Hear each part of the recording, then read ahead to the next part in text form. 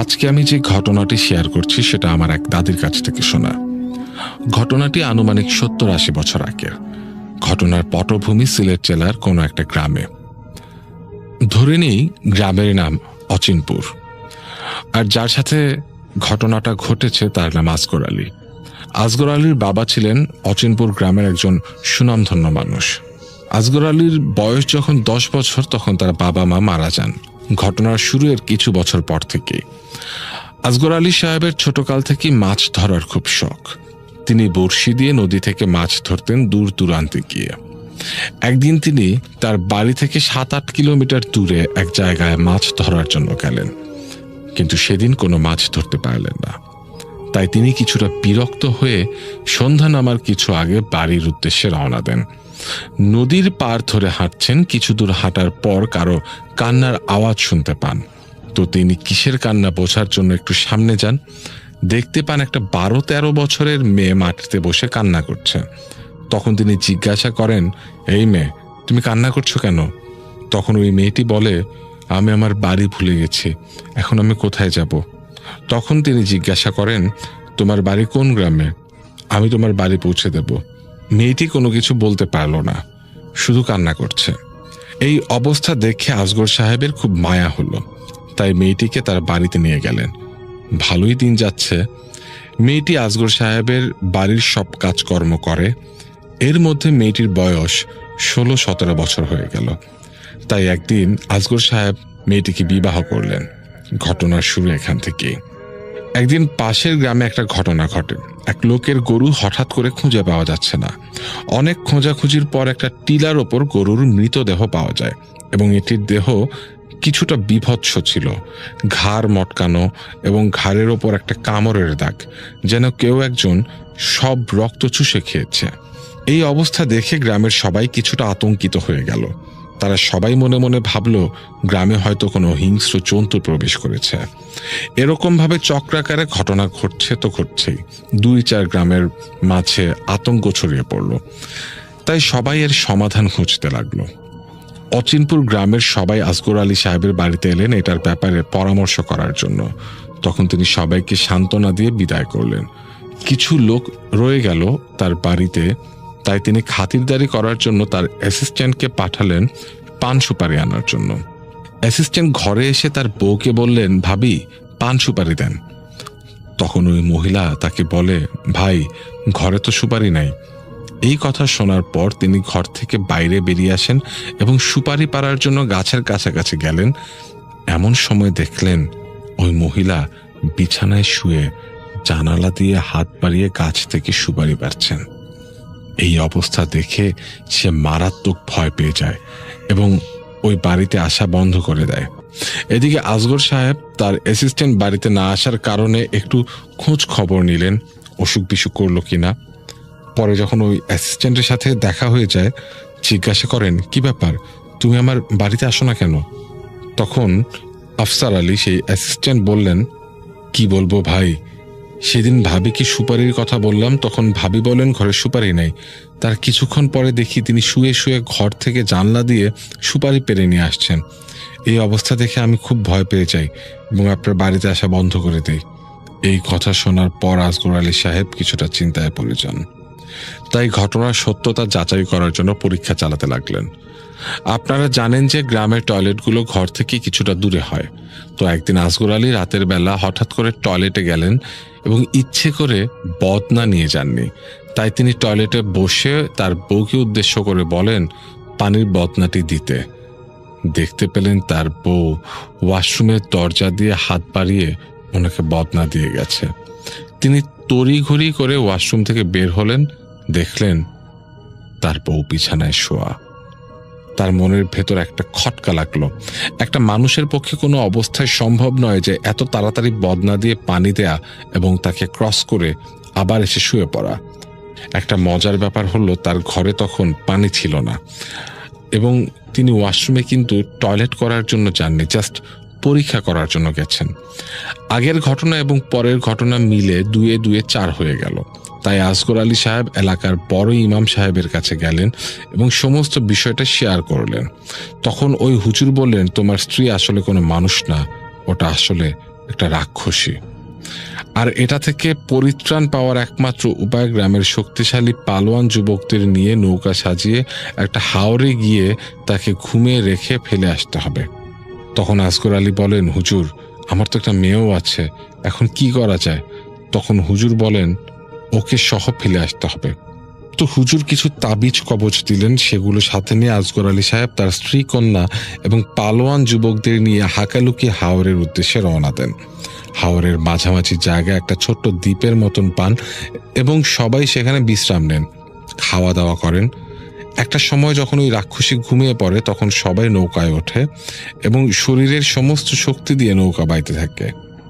প্রায় আধা কিলোমিটার আসার পর যখন ওই রাক্ষসীর ঘুম ভাঙে তখন সে করুণ সুরে ডাকতে থাকে আর কান্না করতে থাকে। তার 2 মাসের মেয়েটিও তাকে ডাকতে থাকে, কিন্তু তিনি পেছন ফিরে আর তাকালেন না। আরো কিছু দূর আসার পর তাকে বলে, আমাকে রেখে যা, কোনো সমস্যা নাই তোর, মেয়েকে তুই নিয়ে যা। এই কথা শোনার পরেও তার মন নরম হয় না। তারা তখন আরো জোরে নৌকা বাইতে লাগলো। তখন ওই রাক্ষসী গভীরভাবে চিৎকার দেয় এবং তার মেয়েটির 2 হাত ধরে এক টানে দ্বিখণ্ডিত করে ফেলে এবং এক খণ্ড ওর কাছে রাখে এবং আরেক খণ্ড ইটা মেরে তার নৌকার কাছে ফেলে আর বলে, আমারটা আমার কাছে রাখলাম, তোরটা তুই নিয়ে যা। এই অবস্থা দেখে সাথের সবাই খুব ভয় পেয়ে যায়, তবুও সবাই খুব জোরে নৌকা বাইতে থাকে। একটা সময় এসে সবাই নিরাপদ দূরত্বে ফিরে আসে। ভূত এফএম, বিশ্বাস করা না করাটা আপনার ব্যাপার।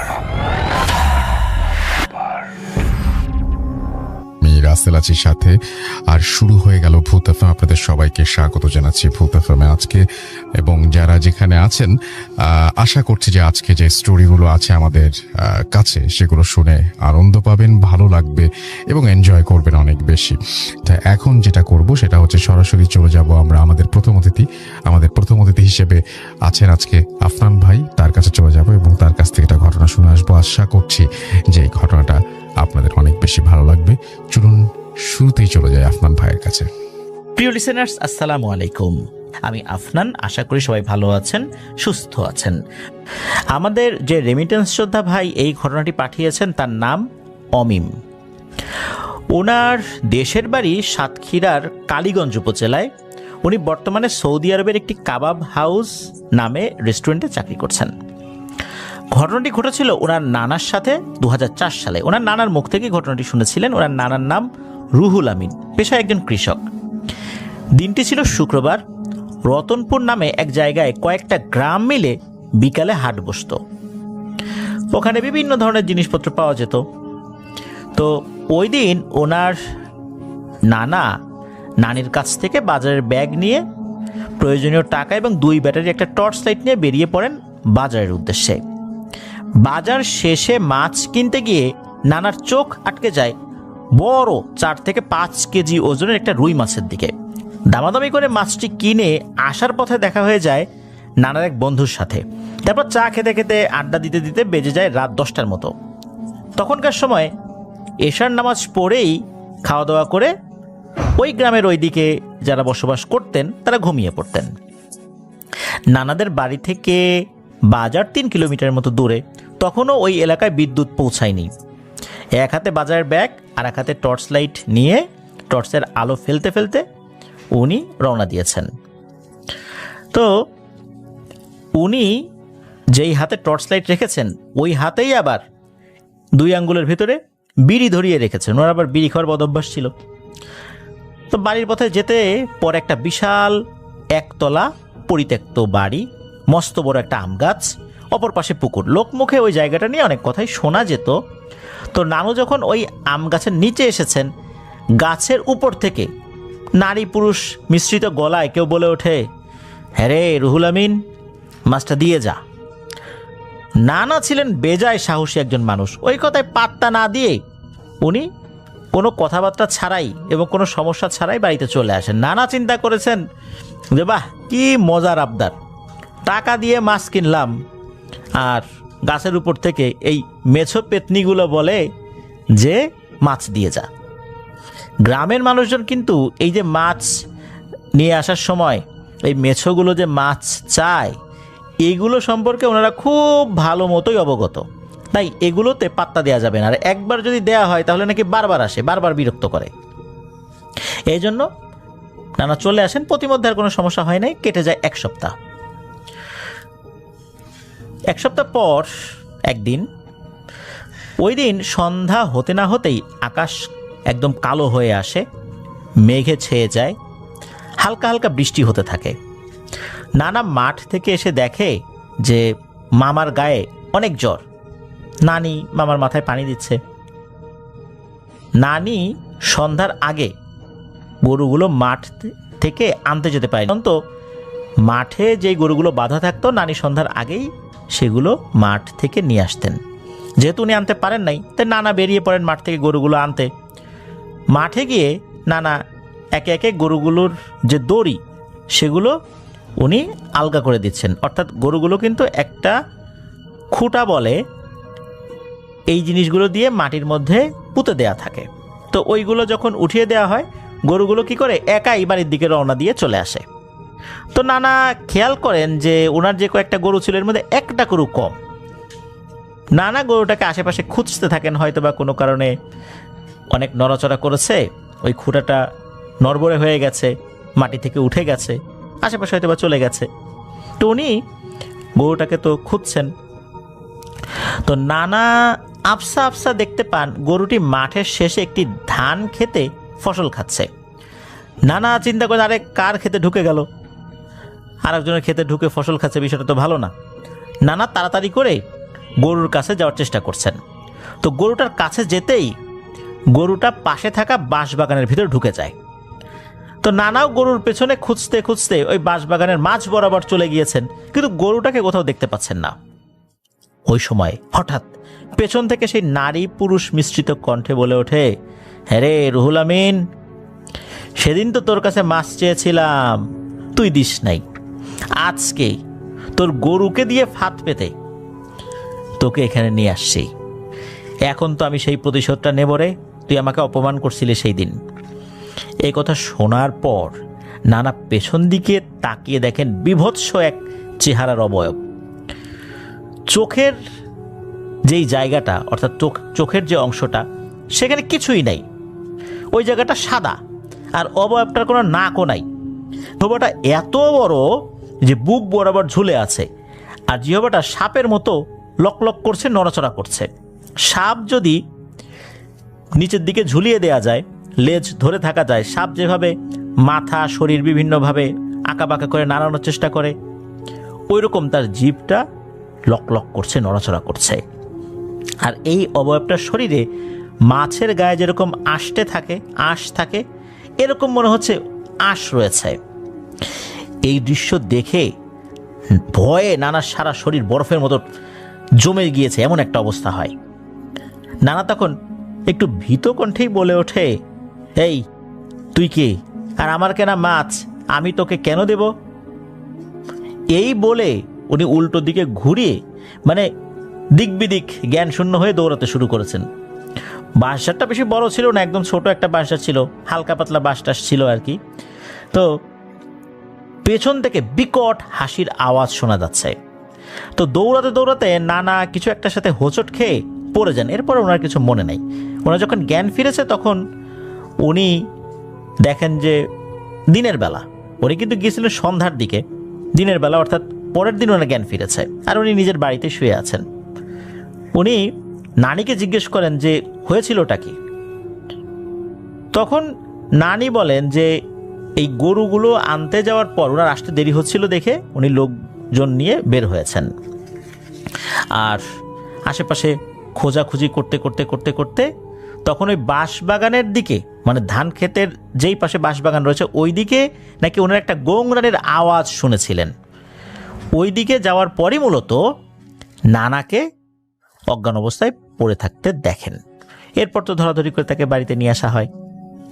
তখন নানি জিজ্ঞেস করেন যে কি হয়েছিল, ওই দিকে উনি কেন গিয়েছিলেন। তখন উনিও সব ঘটনা খুলে বলেন। মসজিদ থেকে একজন হুজুরকে নিয়ে আসা হয়। সেই হুজুর ওনারই ভাই ছিলেন, মানে নানারই ছোট ভাই ছিলেন। তো হুজুর রুকিয়া করে দেন। এরপর নানার ভেতরে ওই জিনটাকে হাজির করার চেষ্টা চলতে থাকে। জিনটাকে হাজিরও করা সম্ভব হয়। এরপর যখন জিজ্ঞেস করা হয়, কে তুই, তুই কোথায় থাকিস, তখন নাকি বলে, আমার নাম ইমরুত, আমি রাস্তার পাশে পরিত্যক্ত বাড়ির সামনের ওই আম গাছটাতে থাকি। আমি সপ্তাহখানেক আগে ওর কাছে মাছ চেয়েছিলাম, ও দেয় নাই। সেই দিন ওর হাতে আগুন ছিল, ওই সময় কিছু করতে পারিনি। মাছ চাওয়ার পর না দেওয়ার কারণে ওর উপর আমার খুব রাগ ছিল। এই জন্য ওর গরুকে দিয়ে ফাঁদ পেতে ওকে আজকে ধান খেতে মেরে পুঁতে রাখতে চেয়েছিলাম, কিন্তু ওর বাড়ির লোকজন চলে আসার কারণে সেটা আর সম্ভব হয় নাই। তখন হুজুর বলে, ওর টাকায় কেনা মাছ তুই খেতে কেন চাবি, পারলে ধরে খাগে যা, আর এক্ষুনি চলে যাবি। ওই ইমরুত নামক জিনটা তো যেতে চায় না, সে বলে যে ওকে মেরে তারপর যাব। যখন ওই হুজুর দেখলেন যে এই জিনটাকে কোনোভাবে মানানো যাচ্ছে না, এমনকি তাকে বেশ কিছু বিষয় দেওয়ার প্রস্তাব করা হয় যে সে কি চায়, সে চাইলে দেবে, কিছু কিছু বিষয় বলেও তারপরেও সে রাজি হয় না। একটা পর্যায়ে হুজুর ওটাকে বোতল বন্দি করে নিয়ে যান। নানাকে তেল পরা, পানি পরা এই জিনিসগুলো দিয়ে যান, কিছু আমল করতে বলেন। তো এইভাবেই ঘটনাটার সমাপ্তি ঘটে। এটাই ছিল ঘটনা।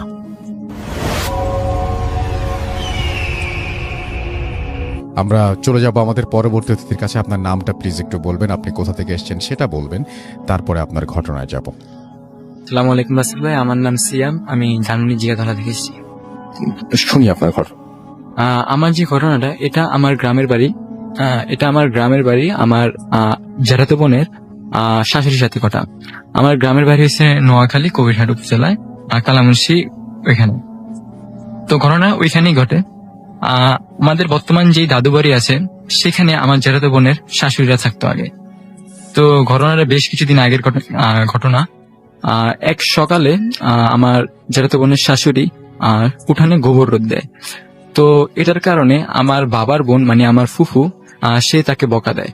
তো জিনিসটা তার খুব লাগে, তো যার কারণে সে রাতের বেলা তার স্বামীর সাথে ঝগড়া করে যে সে এ বাড়িতে থাকবে না। তো সে রাতের বেলা তার দুই ছেলেকে নিয়ে বের হয়ে যায়। সে তখন তার মাথা ছিল না যে রাত কত হয়েছে বা এখন কি হবে, সে কোথায় যাবে, সেটা তার মাথা ছিল না। তখন তার মাথা আসছে তার ভাইয়ের বাসা আছে। তার ভাইয়ের বাসা ছিল আমাদের গ্রাম হয়েছে কালামুন্সি, এবং তার থেকে অন্য গ্রাম কোম্পানিগঞ্জ। তো সেই উদ্দেশ্যে রওনা হলো। রাসেল ভাই, একটা জিনিস বলা উচিত যে আমাদের গ্রামের বাইরে বিবরণটা একটু দেওয়া দরকার। বর্তমানে বাজার থেকে মসজিদের পাশে দিয়ে আমাদের গ্রামের বাড়ি ঢুকতে হয়। তো মসজিদের পাশে কবরস্থানের সামনে বিশাল বড় একটা পুকুর, তার সাথে একটা তেঁতুল গাছ, এবং তার একটু সামনে কিছু ঝোপঝাড়, এবং তার সামনে একটা ডোবা, তারপরে আমাদের বাড়ি। তখন জিনিসগুলা কিন্তু আরো একটু অন্যরকম ছিল, যেহেতু অনেক আগের কাহিনী। তো সে যখন বাড়ি থেকে বের হলো, তখন সে পুকুরের সামনে চলে আসে, ক্রস করে পুকুরের সামনে চলে আসে। তখন সে দেখতে পেল যে পুকুরের পানিগুলা ঢেউ আকার ধারণ করছে। জিনিসটা দেখে সে ভীষণ ভয় পায়। সে বুঝতে পারছে যে প্যারানর্মাল কিছু একটা তার সাথে ঘটতে চলেছে। তো সে তার সন্তানদেরকে সেগুলো বুঝতে চায় না, তো সে নর্মালি এগোতে থাকে।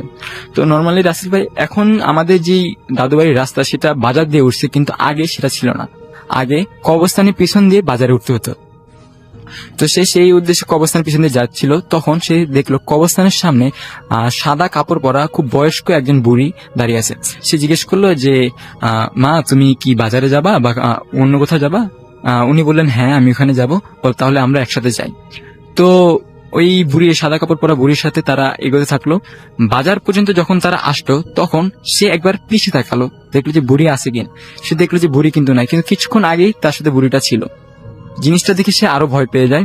তো সে একটু জোরে জোরে আমাদের বাজারটা ক্রস করে তার ভাইয়ের বাসা কোম্পানিগঞ্জ ওদিক দিয়ে যাওয়ার চেষ্টা করে। তো ওই সম্পর্কে একটু বলা উচিত যে ওই রোডে কিছু একটা জায়গা আছে, আমাদের বর্তমান যে চেয়ারম্যান তার বাড়ি। তো সেই জায়গাটা আগে এক সময় ভৌতিক ছিল খুব। তো সে যখন ওই জায়গায়, তখন সেখানে একটা পুকুর আছে। তো সে দেখলো যে পুকুরের ঘাটে বসে 3জন লোক সাদা জুব্বা পরা, অনেক লম্বা আকারের, অজু করছিল বা হাত মুখ ধুচ্ছিল, এরকম কিছু একটা সে দেখতে পেল। জিনিসটা দেখে সে ভীষণ ভয় পায় যে এত রাতে, মেবি রাত 1টার বেশি হবে, যে এত রাতে কোনো মানুষ অজু করার কথা না, আর যেই মসজিদ বাজারের ওখানে, এখান থেকে অনেক দূর। জিনিসটা থেকে সে আরো ভয় পায়, ভয় পাওয়ার কারণে সে সামনের দিকে যেতে থাকে। তো কিছুটা আগানোর পরে সে দেখতে পেল যে কয়েকটা জাম গাছ। তো জাম গাছের এখানে দেখলো যে কালো কাপড় পরা কিছু অবয়ব একটা জাম গাছ থেকে অন্য জাম গাছের দিকে যাচ্ছিল, মানে লাভ দিচ্ছিল এরকম কিছু একটা। তো এরকম সে যখন জাম গাছের সামনে আসছে দেখলো যে কয়েকটা অবয়ব এরকম আসা যাওয়া করছিল। জিনিসটা দেখে সে ভীষণ ভয় পায় এবং এক দৌড়ে তার সন্তানদের কোলে নিয়ে তার ভাইয়ের বাসার সামনে উঠানে যেয়ে পড়ে এবং সে সেন্সলেস হয়ে যায়। তার ভাই বাসা থেকে বের হয়, তাকে পানি টানি দেয় এবং তাকে হুঁশ হওয়ার পরে তাকে জিজ্ঞেস করে যে তোমার সাথে কি হয়েছে। তখন তার ভাই সবকিছু বুঝতে পারে এবং তাকে ঝাড়ফুঁক দিয়ে দেয়। বলে রাখা ভালো, তার ভাই ছিল খনার। তো নেক্সট দিন সকালে যেই কাহিনী ঘটে যে পাশের 2 বাড়ি পরে একটা মেয়েকে জিন আসর করে। তো তার ভাই যেহেতু খনার ছিল, মানে জিনবুর সারাতো, তো তাকে ডাকা হয় যে ভাই আমার মেয়ের এই সমস্যা, আপনি একটু আসে দেখেন। তো সে যখন গেল, যাওয়ার পরে সে নর্মালি ওই মেয়ের সাথে কথা বলতেছিল এবং জিনা ছাড়ার জন্য ট্রাই করতেছিল। তখন ওই জিন মেয়ের গলার ভারী কণ্ঠে বলতেছিল যে দেখ, কাল রাতে তোর বোন এবং তোর ভাইগনাদের কিন্তু আমি পাইছিলাম, কিন্তু তোকে আমি চিনি বলে তাদেরকে আমি কিছু কইনি। এখন তুই যদি আমার কোনো ক্ষতি করিস তাহলে। ওর গলা দিয়ে বলছে? জি হ্যাঁ, মেয়ের গলা দিয়ে বলছে। তো তুই যদি এখন আমার কোনো ক্ষতি করিস তাহলে কিন্তু নেক্সট টাইম তোর বোন এবং ভাগনারা কিন্তু এই রাস্তা দিয়ে যাবে, তাদেরকে কিন্তু আমি ছাড়বো না। তখন জিনিসটা সে বুঝতে পারলো না, এখন যদি আমি কিছু একটা করি তাহলে আমার ফ্যামিলির উপরে কিছু একটা হতে পারে। তো সে জিনিসটা বললো আর সে আর কিছু করলো না, সে চলে আসলো। তো ভাই এই ছিল আমার ঘটনা।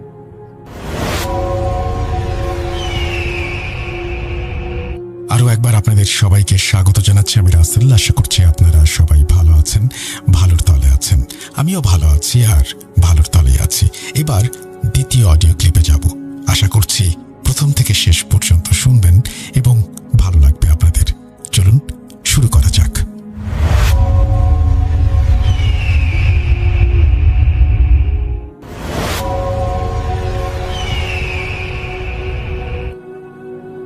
আসসালামু আলাইকুম। রাসেল ভাই এবং সকল শ্রোতাকে জানাচ্ছি আমি আমার পক্ষ থেকে অসংখ্য শুভেচ্ছা, অভিনন্দন এবং মোবারকবাদ।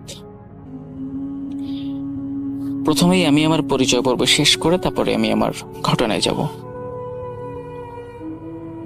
রাসেল ভাই, আমি সুজন, খুলনা বিভাগের বাগেরহাট জেলা থেকে বলছি এবং আমি বর্তমানে একটি ঔষধের ফার্মেসিতে কর্মরত অবস্থায় আছি।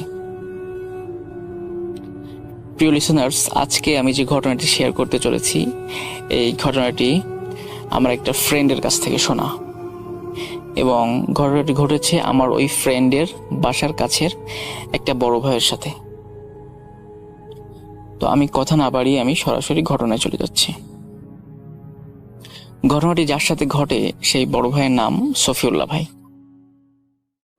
এবং সফিউল্লাহ ভাইয়ের বাসা খুলনা বিভাগের বাগেরহাট জেলার বিষ্ণুপুর ইউনিয়নের কোন একটি গ্রামে। একটা কথা বলে রাখা ভালো, সফিউল্লাহ ভাই ছোটবেলা থেকেই অনেকটা চঞ্চল স্বভাবের এবং অনেকটা দুষ্ট প্রকৃতির ছিল। আরো একটা কথা, সফিউল্লাহ ভাইয়ের ফ্যামিলিটা আসলে অনেকটা ধার্মিক ফ্যামিলি, খুব একটা ধার্মিক ফ্যামিলি এবং সফিউল্লাহ ভাইয়ের বাবা একজন মাওলানা সাহেব। তো কাজেই সফিউল্লাহ ভাইকে ছোটবেলা থেকেই ইসলামিক লাইনে পড়াশোনা করতে হয়েছে, মাদ্রাসা লাইনে পড়াশোনা করেছে সে ছোটবেলা থেকে। তো ঘটনাটি যখন ঘটে তখন সফিউল্লাহ ভাই সবেমাত্র হেফজ শেষ করে তিনি আলিয়া মাদ্রাসায় ভর্তি হয়েছে। রাসেল ভাই, আরো একটা কথা বলে রাখা ভালো এখানে, সফিউল্লাহ ভাইয়ের বাবা যে মাওলানা সাহেব, উনি আসলে একটু তাবিজ কাগজ বা ঝাড়ফুঁক অথবা কাউকে যদি জিনে ধরায়, জিনের আসর, এই রোগীগুলার ট্রিটমেন্ট উনি করে থাকতেন এবং এই ট্রিটমেন্ট করার জন্য তার একটি বই ছিল, স্পেশাল একটা বই ছিল এবং একটা না অনেকগুলা বই ছিল এই টাইপের, যে বইগুলাতে আর কি আসলে মানে কোরআনের আলোকে এই ধরনের রোগীর ট্রিটমেন্ট করা আর কি। তো একদিন সফিউল্লাহ ভাই করলো কি যে সফিউল্লাহ ভাইয়ের বাবা আসলে আবার ওই বইগুলা লুকায় রাখতেন, উনি ওইগুলা ওনার যখন দরকার হতো উনি আসলে পড়তেন এবং উনি বইগুলা লুকিয়ে রাখতেন, কেউ যাতে দেখতে না পারে। মানে উনি চাতেন না যে এই বইগুলা কেউ পড়ুক আর কি। তো সফিউল্লাহ ভাই যেহেতু একটু দুষ্প্রকৃতির ছিল, কাজেই সফিউল্লাহ ভাই ওনার আগ্রহ জাগে যে ওই বইগুলা সে চুরি করে পড়বে, যে ওই বইগুলাতে আসলে কি আছে। তো তিনি আসলে তখন তার বয়স 17 কিংবা 18, খুব ছোট, অনেক বড় না। এবং ঘটনাটি ঘটে 2015 সালে। তিনি একদিন ওই ওনার বাবার ওই বই বের করে আর কি, বই বের করে উনি পড়তে থাকে। তো পড়তে পড়তে একটা পর্যায়ে উনি দেখে যে একটা লেখা আছে ওইখানে যে কোরআনের আয়াত দ্বারা সাপকে বশীকরণ করা।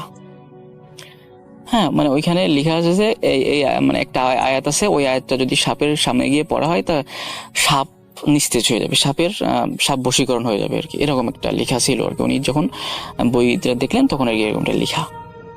তো উনি ওই আয়াতটা উনি পড়ছেন, পড়ে উনি মুখস্থ করে ফেলছেন। এমনিও উনি যেহেতু হাফেজ, উনি আয়াতটা দেখলেই আসলে উনি বুঝতে পারছেন যে কোন সূরার কোন পারার কত নম্বর আয়াত আর কি। ওনার তো মুখস্থ, যেহেতু উনি হাফেজ মানুষ। তো উনি ওই জিনিসটা দেখে আর কি উনি রাখছেন। একদিন হয়েছে কি, উনি ওনার বাসার সামনে একটা পুকুর ছিল, উনি পুকুর পাড়ে কোনো এক কাজে ওই পুকুরের ওই অপোজিট সাইডে উনি গিয়েছেন আর কি। গিয়ে দেখতেছেন যে একটি সাপ, হ্যাঁ একটি সাপ একটি মানে মাছ খাচ্ছে পুকুর থেকে, পুকুরের একদম পাড়ে একটি সাপ একটা মাছ ধরে মাছটাকে আর কি খাচ্ছে আর কি মাছটা। তো তখন ওনার মাথায় ওই দুষ্টু বুদ্ধি খেলে গেল। উনি চিন্তা করলো যে দেখি আমি একটু ট্রাই করে দেখি যে ওই আয়াতটা পড়লে আসলে সাপ বশীকরণ হয় কি না, বা কি হয় জিনিসটা কি, আমি দেখি। তো ওনার যেহেতু মুখস্থ ছিল আয়াতটা, উনি আস্তে করে সাপের কাছে গিয়ে এক মুষ্টি মাটি হাতে নিয়ে উনি আর কি ওই দোয়াটা পরে মাটিতে ফু দিয়ে উনি ওই মাটিটা সাপের গায়ে আর কি ছিটিয়ে দেয়। এবং সফিউল্লাহ ভাই যখনই ওই জিনিসটা মানে মাটিটা ছিটিয়ে দেয়, সঙ্গে সঙ্গে ওই সাপটি মাছটাকে ছেড়ে দেয় মুখের থেকে, এবং অলৌকিকভাবে সাপটি মানে নিস্তেজ হয়ে যায় বা কোনো নড়াচড়া করে না আর কি। আসলে সাপটি ছিল একটা কেউটো সাপ, মেছো কেউটো আর কি। আসলে আমাদের গ্রামের ভাষায় সাপটিকে মেছো কেউটো বলে, যে সাপ কেউটো সাপগুলোতে সাধারণত মাছ খায় আর কি। তো ওই সাপটি আসলে তখন হঠাৎ করে মানে নিস্তেজ হয়ে যায়। হয়ে গেলে তখন সফিউল্লাহ ভাই আরো কিছু দোয়া মানে পড়ে সাপের গায়ে ফু দেয়, কাছে এসে ফু দিলে সাপ একদমই আর কি নরম হয়ে যায়, একদমই মানে সাপের মনে হচ্ছে যে কোনো নড়ার ক্ষমতা নেই। তখন সফিউল্লাহ ভাই তো খুব অবাক যে কিরে, আসলে তো এটা তো কাজ হয়েছে। তখন ওনার মনের ভিতরে খুব একটা আনন্দ লাগে আর কি। তখন উনি ওই সাপটা ধরে এনে আসলে উনি করেন কি, ওই যে উনি যেহেতু ছোট, উনি সাপটা এনে ওনার ফ্রেন্ড সার্কেল যারা ছিল বা ওনার থেকে ছোট যারা ছেলে মেয়ে ছিল এলাকায় আর কি, তাদের সবাইকে ভয় দেখাচ্ছে সাপটা দিয়ে, এই দেখ সাপ দিয়ে তোদেরকে কামড় দিয়ে দেখ সাপ ধরছি এই সেই। উনি আর কি মানে দুষ্টুমি করে বেড়াচ্ছে সাপটা ধরে নিয়ে আর কি, এবং সবাইকে ভয় দেখায় বেড়াচ্ছে। এবং একটা পর্যায়ে উনি সাপটাকে মেরে ফেলে দেয়। উনি সাপটাকে ছেড়ে দেয় না, উনি মেরে ফেলে দেয়। এবং এই ঘটনা কিভাবে জানি জানতে পারে ওনার বাবা, সফিউল্লাহ ভাইয়ের বাবা মৌলানা সাহেব। উনি এই কথাটি যখন জানতে পারে, তো রাত্রিবেলায় সফিউল্লাহ ভাইকে অনেক বকাঝকা করে এবং বলে যে তুমি সাপ ধরছো কেন, এবং সাপ ধরে তুমি মেরে ফেলছো কেন, এটা কি ঠিক হচ্ছে, এটা তুমি কেন করছো। কিন্তু রাসেল ভাই, সফিউল্লাহ ভাইয়ের বাবা কিন্তু জানে না যে আসলে উনি কোন প্রক্রিয়ায় সাপটা ধরছে, ওই দোয়া কালাম পড়ে ধরছে, এইটা কিন্তু সে জানে না। সে ভাবছে যে সাপটা ধরছে, হয়তো কোনোভাবে ধরছে এবং এমনি ভয় দেখাইছে এবং সাপটাকে মেরে ফেলছে, এইটা জানে আর কি। তো এই গেল সেদিন। এবং সফিউল্লাহ ভাই বলে যে ঠিক আছে, না আমি আর কোনোদিন সাপটা ধরবো না, এটা বলার বাবার কাছে ভুল স্বীকার করে। কিন্তু যতই ভুল স্বীকার করুক, মাথায় কিন্তু ওনার রয়েছে যে আমি সামনে যদি সাপ আরো কখনো পাই তো আবার এরকমটা করবো আর কি। তো উনি আরো একদিন হঠাৎ ওই রকমের বাগানে সবাই খেলাধুলা করতেছে, মানে বাড়ির পিছনে একটা বাগান আছে, মানে অনেক মানে ওই বাগানে আসলে ছেলে পেলে খেলাধুলা করে আর কি। তো ওই বাগানের একটা সাইডে উনি আসলে দেখেন কি যে একটি সাপ, কোন কারণে একটা সাপ দেখে। তো উনি করেন কি, ওই সাপটাকে উনি আবার ওই দোয়া পড়ে ওই মাটিতে ফু দিয়ে ওই মাটি সাপের গায়ে যে ছিটিয়ে দেয়, সাপ আস্তে আস্তে করে নিস্তেজ হয়ে যায়। তখন উনি সাপটিকে আবার ধরে তারপর ওই সাপটি নিয়ে উনি আবার সবাইকে ভয় দেখানো শুরু করে, সবারে মানে করে, মানে খেলা টেলা করে আর কি। করে একটা পর্যায়ে ওই সাপটিকে উনি আসলে সেই দিনও সাপটিকে ফেলে দেয়। এবং ওই ঘটনাটাও ওনার বাবা জানতে পারে। জানার পরে সফুল্লাহ ভাইয়ের কাছে যে জিজ্ঞেস করে যে তুই কোনভাবে তুই সাপটা ধরছিস আর কেন ধরলি, আগের দিন তোর নিষেধ করছি বা এই তারপরে আর কি সফুল্লাহ ভাই সবকিছু সত্যি সত্যি বলে দেয় আর কি। খুব প্রেশার ক্রিয়েট করে এবং সত্যি সত্যি বলে দেয় যে আমি তোমার ওই বাবাকে বলে যে আমি আপনার ওই যে বইটা ছিল ওই বইটা দেখে আমি এই পড়ে আমি এইভাবে সাপ ধরছি আর কি। তখন সফিউল্লাহ ভাইয়ের বাবা মাওলানা সাহেব উনি অত্যন্ত রেগে যান এবং সফিউল্লাহ ভাইকে অনেক মারধর করেন। এবং মারধর করে একটা পর্যায়ে উনি সফিউল্লাহ ভাইকে মানে সফিউল্লাহ ভাইয়ের খালার বাড়িতে পাঠিয়ে দেন আর কি। হ্যাঁ, সফিউল্লাহ ভাইয়ের খালার বাসায় পাঠিয়ে দেন এবং সফিউল্লাহ ভাই তার খালার বাসায় চলে যায় আর কি। খালার বাসায় যাওয়ার পরে সফিউল্লাহ ভাইয়ের আবার একটা নেশা ছিল, সে ক্রিকেট খেলা খুব পছন্দ করত। তো একদিন বিকেলে সফিউল্লাহ ভাই দেখতেছে যে তার খালার বাড়ির পাশে একটা ছোট্ট একটা মাঠে কিছু ছেলেপেলে ক্রিকেট খেলতেছে। তখন তিনি সেইখানে যান, তাদের সাথে ক্রিকেট খেলায় ইনভলভ হন এবং তাদের সাথে ক্রিকেট খেলা শুরু করেন। খেলার একটা পর্যায়ে একজনে বল জোরে বাড়ি দেয় এবং বলটি উড়ে গিয়ে পাশের একটা ঝোপের ভিতরে বলটি পড়ে। একটি ঝোপ ছিল, ঝোপের ভিতরে বলটি যে পড়ে আর কি। তখন সফিউল্লাহ ভাই দৌড়ে যায়, যে বলতেছে আমি বল খুঁটে নিয়ে আসতেছি, তোমরা থাকো। এটা বলে সফিউল্লাহ ভাই আর কি ওই ঝোপের ভিতরে চলে যায়, গিয়ে বলটি খুঁজতে থাকে। এবং হঠাৎ করে উনি সামনে তাকিয়ে দেখে যে একটি সাপ ফনা ধরে মানে বসে আছে আর কি। অনেক ভয়ঙ্কর একটি জাতের সাপ, দেখে মনে হচ্ছে যে অনেক বড় একটা কেউটের সাপ, এই টাইপের আর কি, ফনা ধরে আছে। এবং সফিউল্লাহ ভাই যখনই ওখানে গেছে, সাপটি মানে কেমন জানি রাগে ফোঁস শব্দ করতেছে আর কি, এরকমটা। তখন সফিউল্লাহ ভাই করলো কি, ওই এক মুষ্টি মাটি হাতে নিয়ে উনি ওই দুষ্টু বুদ্ধি ওনার মাথায় চলে আসলো, উনি ওই মাটিতে ফু দিয়ে উনি ওই মাটি সাপের গায়ে ছিটিয়ে দেয়। তো সাপের গায়ে যখন ছিটিয়ে দেয়, তখন সাপটা নিস্তেজ হবে তো দূরের কথা, সাপটি আরো রাগান্বিত হয়ে যাচ্ছে এবং আরো জোরে জোরে ফসফস করে উঠতেছে, আরো বড় করে ফনা তুলতেছে, এরকমটা করতেছে। তখন সফিউল্লাহ ভাই একটু ভয় পেয়ে যায়, একটু ঘাবড়ে যায় যে কি ব্যাপার, এরকম হচ্ছে কেন। তখন উনি আবারও দোয়া কালাম পড়ে আবারও উনি আর কি ওই মাটি ছিটিয়ে দেয়। তো রাসেল ভাই যতই উনি মাটি ছিটিয়ে দিচ্ছে এবং যতই যা করতেছে না কেন, কিছুতেই কাজ হচ্ছে না। যতই সফিউল্লাহ ভাই দোয়া কালাম পড়ে ফু দিচ্ছে বা যাই করতেছে, কেমরে সাপটি আরো বেশি করে রাগান্বিত হচ্ছে এবং আরো বেশি করে ফসফস করে উঠতেছে, কোনো কাজ হচ্ছে না। এবং একটা পর্যায়ে ওই সাপটি সফিউল্লাহ ভাইকে রীতিমতো ধাবর কষে আর কি, সফিউল্লাহ ভাইকে। এবং সফিউল্লাহ ভাই তখনই সাপের মানে তাড়া খেয়ে উনি দৌড়ে ওই ঝোপের ভিতর থেকে বাইরে চলে আসে আর কি। বাইরে আসার পরে সাপটি আর বাইরে আসে না, যাই ওইখানে আর কি তাড়া করে। এই ছিল ওই দিন বিকেলে। এবং সেই দিন সন্ধ্যাবেলায় সফিউল্লাহ ভাইয়ের মানে যিনি খালুর সাথে উনি বাজারে যায় বাজার করতে। সফিউল্লাহ ভাইয়ের সাথে মানে খালুর সাথে উনি বাজারে যায়। সফিউল্লাহ ভাই বাজারে গিয়ে সফিউল্লাহ ভাইয়ের খালু সফিউল্লাহ ভাইকে আর কি কিছু বাজার করে দেয়, কিছু একটা মুরগি দেয় সাথে, এবং সাথে কিছু বাজার সদাই উনি করে সফিউল্লাহ ভাইকে বলে যে তুমি এটা নিয়ে বাসায় যাও, আমি রাতে আসবো, আমার কিছু কাজ আছে, আমি কাজ সেরে আমি রাতে আসবো, তুমি এগুলা নিয়ে তুমি বাসায় চলে যাও। এবং বাজার থেকে বাসা খুব একটা দূরেও না, এই 1 কিলোর মতো হবে আর কি। তো সফিউল্লাহ ভাই যখন বাসার দিকে রওনা দেয় মাগরিবের পর আর কি, বাজার করে উনি বাসার দিকে আর কি রওনা দেয় মাগরিবের কিছুক্ষণ পর আর কি। তো বাসার দিকে আসতে আসতে হঠাৎ করে ইশারা জান দেয়। ইশারা জান দিলে উনি করেন কি, উনি আসলে ভাবে যে তাহলে আমি ইশারা জান যেহেতু দিছে, পাশে একটা মসজিদ পাই, উনি চিন্তা করে যে তাহলে মসজিদে আমি ঈশার নামাজটা সেরে তারপরে আমি বাসায় যাব। তখন তিনি মসজিদের বাইরে বাজার সদাই মুরগিটা রেখে উনি মসজিদে ঢুকে নামাজ পড়েন, ঈশার নামাজ পড়ে তারপরে উনি বাসার দিকে রওনা দেন, খালার বাসার দিকে রওনা দেয়। তো ওনার মানে ওইখান থেকে আর খালার বাসা খুব একটা দূরে না, একদমই কাছে, বলতে গেলে যে জোরে যদি চিল্লান দিয়ে ডাক দেওয়া হয় রাতের বেলায় তাহলে হয়তো বা ওনার খালারা ডাক শুনবে, এরকম একটা।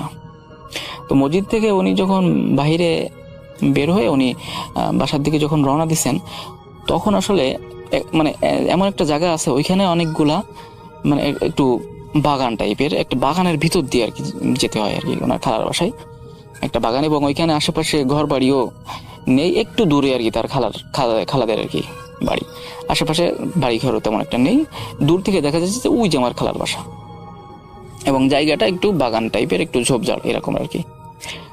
এবং তার সাথে একটি মানে টর্চ ছিল না, মানে ফোন ছিল আর কি, ফোনের ফ্ল্যাশ লাইট জ্বালিয়ে সে আর কি বাসার দিকে যাচ্ছিল। তো ওই বাগানটার মানে ওই ঝোপটার কাছে যখনই আসছে তখনই হঠাৎ করে সফিউল্লাহ ভাই ফোনের আলোতে দেখে একদম তার রাস্তার মাঝখানে একটি সাপ। এবং রাসেল ভাই সাপটি ছিল ওই যে সাপটি দেখছিল সেদিন, মানে ওই বিকেল বেলায় যে সাপটি দেখছে বাগানে ওই ঝোপের ভিতরে বল খুঁজতে গিয়ে, ওই সেই সাপটি। এবং সাপটি রাসেল ভাই কিন্তু মানে একটু ভিন্ন প্রকৃতির ছিল, আসলে একটু ভিন্ন প্রকৃতির, গায়ে ডোরাকাটা এবং অনেকগুলা ছোপ ছোপ মানে একটু যেভাবে আর কি বর্ণনা দিয়েছে আর কি এইরকম আর কি টাইপের ছিল। এবং সাপটি ছিল অনেকটা বড় মাত্রার।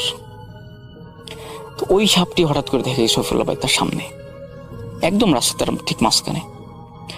তখন সফিউল্লাহ ভাই হঠাৎ করে ভয় পেয়ে যায়, কি ব্যাপার, ওই সাপটি এখানে চলে আসলো কিভাবে, এবং রাস্তার মাঝখানে ফসফস করতেছে, মানে এমন একটা ভাব যে সফিউল্লাহ ভাইকে ওইখান থেকে যেতে দিবে না। তখন রাসেল ভাই সফিউল্লাহ ভাই করে কি যে একটু ভয় পায় আর কি, যে কি করা যায় এখন। সফিউল্লাহ ভাই যে মানে পাশ কেটে যেতে চেষ্টা করতেছে, তখন সাপটি মানে এমন ভাবেই করতেছে যে আসলে তাকে যেতে দিচ্ছে না, এরকম একটা ব্যাপার। এবং তখনই ধপ করে সফিউল্লাহ ভাইয়ের ফোনের ফ্ল্যাশ লাইটটা অফ হয়ে যায়। তখন সে এত চেষ্টা করতেছে ফোনের ফ্ল্যাশ জ্বালানোর জন্য, কিছুতেই ফোনের ফ্ল্যাশ জ্বলতেছে না।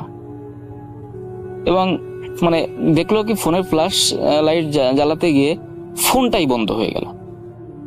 কিন্তু ফোনটা আসলে বন্ধ হওয়ার কোনো কারণে ছিল না, ফোনে রীতিমতো মানে চার্জ ছিল, ভরপুর চার্জ ছিল, ফোনটা আসলে বন্ধ হয়ে গেল এবং খুলতেছেও না, মানে এমন একটা পরিস্থিতি হয়ে গেল হঠাৎ করে আর কি। তখন সফিউল্লাহ ভাই আসলে অনেকটা ভয় পেয়ে যায়, কি ব্যাপার এরকম হচ্ছে কেন। তখন উনি চিন্তা করে যে যা হবে হোক, আমি আরেকটা কাজ করি, আমি ওই দোয়া কালাম পড়ে আমি দেখি সাপের গায়ে একটা ফু দেওয়ার চেষ্টা করি, দেখি কি হয়। তখন সফিউল্লাহ ভাই করলো কি, উনি দোয়া কালাম পড়ে উনি সাপের কাছে গিয়ে জোর একটা ফু দেয়।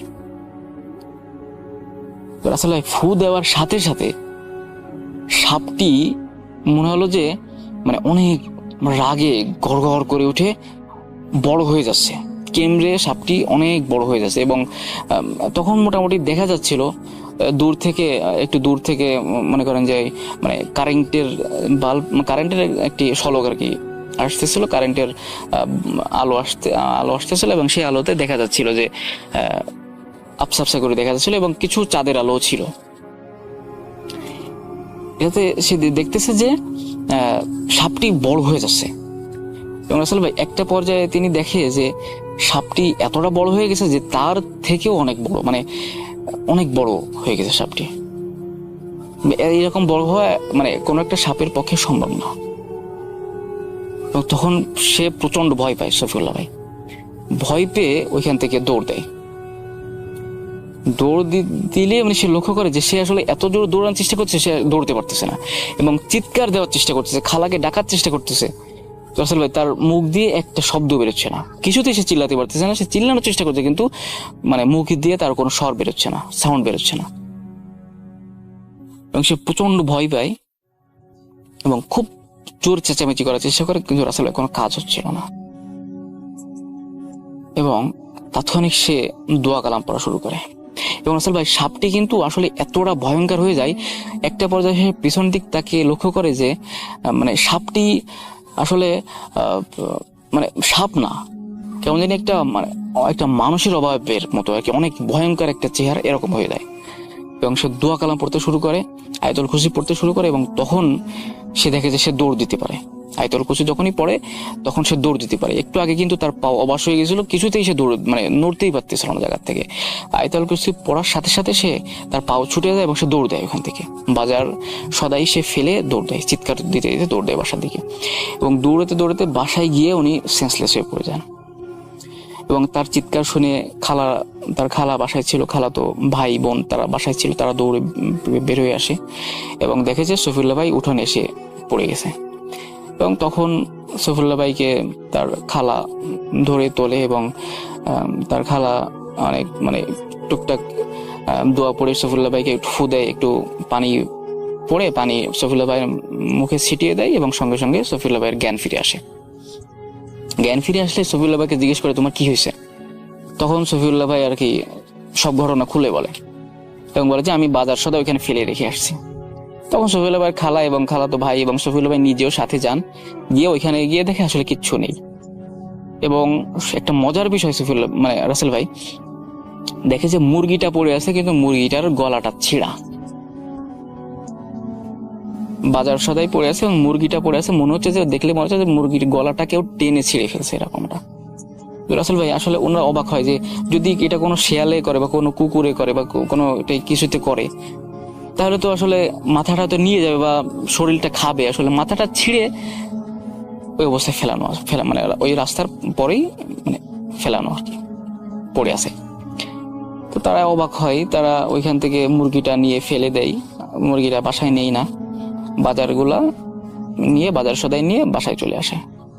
ওই একটা অবাকের বিষয় যে আসলে অবাক হওয়ার বিষয় যে আসলে কিসে আসলে মুরগিটা এইভাবে মাথাটা ছিঁড়ে ফেলে। তো তারা বাসায় এসে সফিউল্লাহ ভাইকে একটু ওনার খালা আর কি ঝাড়ফুঁক করে। সফিউল্লাহ ভাই বাসায় থাকে এবং ওই দিন তার খালা পিঠা বানাচ্ছিল আর কি। তারা সবাই ঘরের ভিতর থাকে। হঠাৎ করে একটু পরে সফিউল্লাহ ভাইয়ের যে খালা বাড়ি, সে খালাদের উঠানের পরে ছোট্ট একটি বাঁশঝাড় ছিল, ছোট্ট একটি বাঁশঝাড়। একটু পরে তারা লক্ষ্য করে যে ছোট্ট বাঁশঝাড়টা একদম উঠানের পরে 10 থেকে 15টি বাঁশ হবে, এরকম একটা ছোট্ট একটা বাঁশঝাড় উঠানের মাঝখানে আর কি।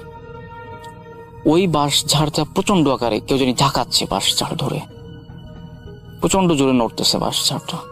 তখন তারা বাইরে বেরোয় আসে, এসে দেখে যে আসলে কিছুই নেই সেখানে, শুধু শুধু বাঁশটা নড়তেছে। তখন তারা আবার বাসার ভিতরে যায় এবং বাসার ভিতরে যাওয়ার সাথে সাথে আবার গাছগুলো নড়াচড়া করতেছে। তখন সফিউল্লাহ ভাই আসলে ওনার খালাকে বলে যে খালা আমাকে একটু বালি দেন। তো সফিউল্লাহ ভাইয়ের খালা একটু বালি ম্যানেজ করে দেয়। সফিউল্লাহ ভাই যেহেতু মাদ্রাসা লাইনে পড়েছে, সে একটু দোয়া কালাম পড়ে ওই বালিতে ফু দিয়ে ওই বালিটা সে বাসার সাইডে ছড়িয়ে ছিটিয়ে দেয়।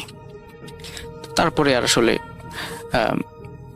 তেমন কিছু হয়নি ওই দিন রাত্রে। এবং তারপর দিন সফিউল্লাহ ভাই খালা বাড়ি থেকে বাসায় চলে আসে। তো তারপরে আর তার সাথে এরকম কোনো ঘটনা ঘটেনি। তো রাসেল ভাই এই ছিল ঘটনা। আশা করি ঘটনাটি আপনাদের সকলের ভালো লেগেছে। আপনাদের সকলের সুস্বাস্থ্য কামনা করে, উজ্জ্বল ভবিষ্যৎ কামনা করে আমি সুজন বিদায় নিচ্ছি। কথা হবে আগামী কোনো নতুন এপিসোডে। সেই পর্যন্ত আপনারা সবাই সুস্থ থাকুন, ভালো থাকুন। খোদা হাফেজ। আমরা চলে যাব আফরান ভাইয়ের সাথে, কোনো কথা হবে না, সরাসরি ঘটনায় চলে যাব। আমাদের আরো অনেক অতিথি আছেন, চলে যাই সেকেন্ড ঘটনায় এবং তারপরে আবারও ফিরে আসবো। আশা করছি সেই পর্যন্ত আমাদের সঙ্গে থাকবেন। এখন যার ঘটনা আপনাদের সাথে শেয়ার করছে ওনার নাম আলাউদ্দিন। ওনার দেশের বাড়ি কুমিল্লা জেলার 14 গ্রাম উপজেলার চিওরা ইউনিয়নের জিনিতকরা গ্রামে। উনি ছোট ছোট 3টি ঘটনা শেয়ার করেছেন। 3টি ঘটনাই এটা দেশের বাইরের ঘটনা। প্রথমে কাতারের ঘটনা দিয়ে শুরু করি। তো কাতারে যেই মাজরায় উনি কাজ করতেন, সেই মাজরার মসজিদে উনি রেগুলার নামাজ আদায় করতেন। তো একদিন এশার নামাজ পড়ার জন্য অজু করতে কোম্পানির ওয়াশরুমের দিকে যাচ্ছিলেন। ওনার সাথে কাজ করা এক লোকের সাথে ওনার সাক্ষাৎ হয়, তার নাম হচ্ছে আশরাফ। তো সে তো আলাউদ্দিন ভাইকে দেখে সালাম দেয়। তখন আলাউদ্দিন ভাই ওই আশরাফ ভাইকে বলছেন যে চলো ভাই এশার নামাজ পড়ে আসি। সে বিভিন্ন টালবাহানা দিয়ে নামাজ পড়বে না এটা বলে, এটা সেটা বলে সে না করে দেয়। সে ওখান থেকে সরে গিয়ে পাশে বসে, মানে পাশে একটা জায়গায় বসে সিগারেট টানছিল। আলাউদ্দিন ভাই তার সাথে বেশি একটা কথা না বাড়িয়ে অজু করার জন্য অজু যেখানে করে সেখানে চলে গিয়েছেন। তো ওনার ওই সময় চোখ যায় মসজিদের থেকে একটু দূরে একটা খালি জায়গায়। উনি দেখতে পান, মনে হলো যে একটা আগুনের গোলা মাটি ভেদ করে একদিক থেকে উঠে 5 থেকে 6 ফুট দূরে গিয়ে পড়েছে। উনি তো স্তম্ভিত হয়ে যান যে আরে এটা কি। তো উনি পাশে থাকা ওই আশরাফ ভাই, যিনি একটু দূরে সিগারেট টানছিলেন, তাকে বলেন যে ও ভাই এটা কি দেখলাম, দেখেন তো, একটু আসেন তো এদিকে। তখন আশরাফ ভাই উঠে আসেন, বলেন যে কি হয়েছে। আলাউদ্দিন ভাই বলেন যে ঘটনাটা কি, উনি কি দেখেছেন। তো যখন ইশারা দিয়ে ওই জায়গাটাতে দেখাচ্ছেন উনি, তখন আবার দুইজনই একসাথে দেখছেন যে জায়গায় আগুনের গোলাটি পড়েছিল ওই জায়গা থেকে উঠে আবার আগের জায়গায় পড়ে মাটি ভেদ করে চলে গেল। এটা দেখে আশরাফ ভাই দূরে ওনার রুমে চলে যান। এরপর উনিও নামাজ পড়তে চলে যান, আলাউদ্দিন ভাই নামাজ পড়তে চলে যান মসজিদে। তো এই রকম ঘটনা একদিন আলাউদ্দিন ভাই সহ অনেকজন দেখেছিলেন। ওনাদের যেই কন্টেইনার আসে সেই কন্টেইনার থেকে মালামাল নামাতে হয়। তো মালামাল ওনারা নামাচ্ছিলেন, রাত 9টা কি 9:30 এরকম বাজে। তো ওই সময় ওনারা কাজ বন্ধ করে একটু রেস্টে ছিলেন। হঠাৎ করে একজন চিৎকার দিয়ে উঠল।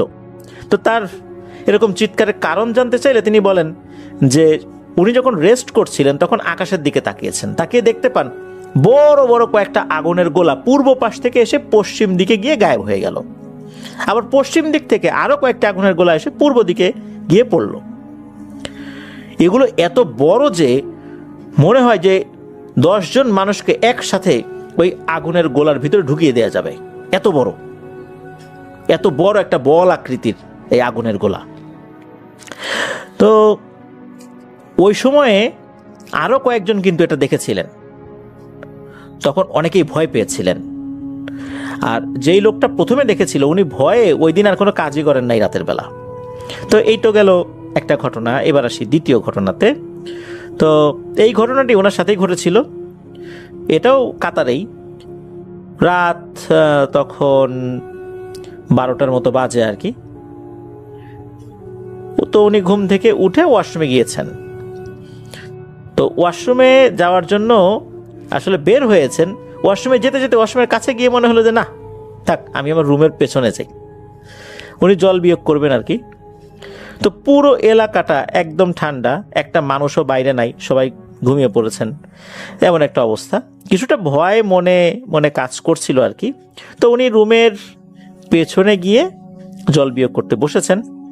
ওই সময় না চোখ পড়ে 50 থেকে 60 ফুট দূরে একটি গাছের দিকে। ওইখানে যে গাছগুলো আছে, একটা গাছের ওইখানে নাম হচ্ছে মান্দার গাছ, হয়তো বা লোকাল ওইখানে মান্দার গাছ বলে ডেকে থাকে। এটা আসলে কি গাছ আমি বলতে পারছি না, ওইখানে এই নামটা। তো উনি দেখতে পান ওই মান্দার গাছ ধরে এক লোক উঠে যাচ্ছিল। সে আবার এই আলাউদ্দিন ভাইয়ের দিকে তাকিয়ে আছে। আলাউদ্দিন ভাই চাঁদের আলোয় স্পষ্ট দেখতে পান যে তার উচ্চতা এই আলাউদ্দিন ভাইয়ের থেকেও 2 ডাবল হবে, মানে দ্বিগুণ উচ্চতার। প্রায় 11 ফুট উচ্চতার একটা লোক গাছ বেয়ে উঠছে।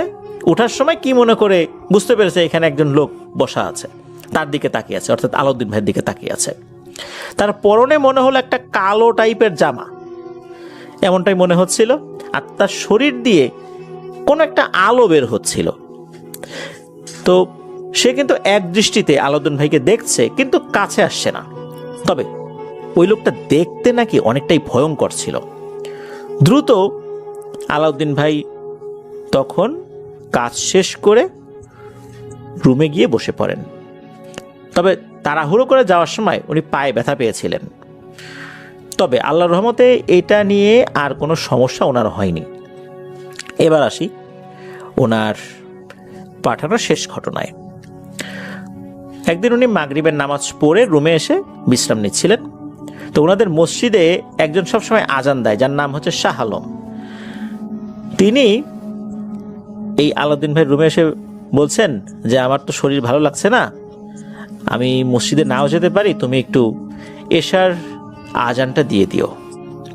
তখন আলাউদ্দিন ভাই বললেন আচ্ছা ঠিক আছে, আমি আজানটা দিয়ে দিব। উনি এশার আজানের প্রায় 15 মিনিট আগে রুম থেকে বাইরে বের হয়েছেন আজান দেওয়ার উদ্দেশ্যে। তো ওনাদের মসজিদের উত্তর পাশে অজু করার ব্যবস্থা ছিল, তো উনি অজু করার জন্য অজুখানায় বসেছেন। তো ঠিকঠাক মতো অজু করেছেন, কোনো সমস্যা হয়নি। কিন্তু বিপত্তি বাধে হচ্ছে তখন যখন অজু করে পশ্চিম দিকে ফিরে কালেমা শাহাদত পড়ার জন্য উনি আঙ্গুল উপরে তুলতে যাবেন। আমরা অজু করার পর ডান হাতের তর্জনী আঙ্গুল যেটা, এটা উঁচু করে কিন্তু কালেমা শাহাদত পড়ি। তো উনি যখন এটা পড়তে যাবেন, উপরের দিকে যখন তাকিয়েছেন, তখন উনি দেখেন সাদা কাপড়ে মোড়ানো কিছু একটা দক্ষিণ দিক থেকে ওনার সামনে দিয়ে উড়ে উত্তর দিকে গিয়ে গায়েব হয়ে গেল। এটা কিন্তু আসলে যে ওই আলোর যেই গোলা এরকম না, এটা দেখার সাথে সাথে ওনার শির দ্বারা বেয়ে ভয়ের একটা শীতল স্রোত বয়ে গেল। ওই সময় হঠাৎ করে মনে হলো যে চারদিকে কেমন যেন একটা আলোকিত হয়ে গেছে। ওই সাদা কাপড় এইটা লাইটের মতো কাজ করছিল। সেটা যখন উড়ে যাচ্ছে, উড়ে যাওয়ার সময় কিন্তু একটা ঢেউয়ের মতো একটা জিনিস সৃষ্টি হয় যখন কাপড় যখন উড়তে থাকে, ওই রকম হচ্ছে। কিন্তু মনে হচ্ছে ওটা থেকে আলো বিচ্ছুরিত হচ্ছে। এটা সাধারণ কোনো সাদা কাপড় নয়, কিন্তু ওটার ভিতরে কোনো মানুষ বা অন্য কোনো কিছু নাই, জাস্ট একটা কাপড়ের মতোই মনে হচ্ছে। কিছুটা জায়গা আলোকিত হয়ে গেছে, এমনকি ওই আলো ওনার শরীরে এসেও পড়েছে। তখন আলাউদ্দিন ভাই কিছু একটা আন্দাজ করতে পেরে দ্রুত মসজিদে প্রবেশ করতে যাবেন। ওই সময় আবার দেখতে পান সাদা কাপড়ে মোড়ানো কিছু একটা মসজিদ থেকে বাইরে বের হয়ে উত্তর দিকে গিয়ে গায়েব হয়ে গেল। মসজিদে কিন্তু তখন কারো থাকার কথা না। তখন উনি মারাত্মক ভয় পেয়ে যান। উনি আর এক সেকেন্ডও দেরি না করে দ্রুত মসজিদের ভিতরে প্রবেশ করেন আর আজান দিয়ে দোয়া দরুদ পড়তে শুরু করেন।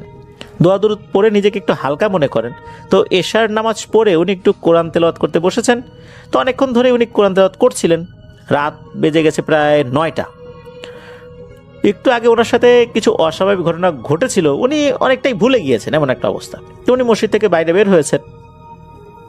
ওই মসজিদের দক্ষিণ পাশে একটি খেজুর গাছ ছিল। তো উনি যখন ওই খেজুর গাছের নিচ দিয়ে যাচ্ছিলেন, তখন উনি দেখতে পান সাদা কাপড়ে মোড়ানো একজন খাটো টাইপের লোক খেজুর গাছের উপর থেকে উড়ে উড়ে নিচে আসছে আর ওনার সামনে দিয়ে পশ্চিম দিকে গিয়ে উধাও হয়ে গেল। এইটা দেখে উনি বেশ ভয় পেয়ে যান। উনি দ্রুত ওনার রুমে চলে যান।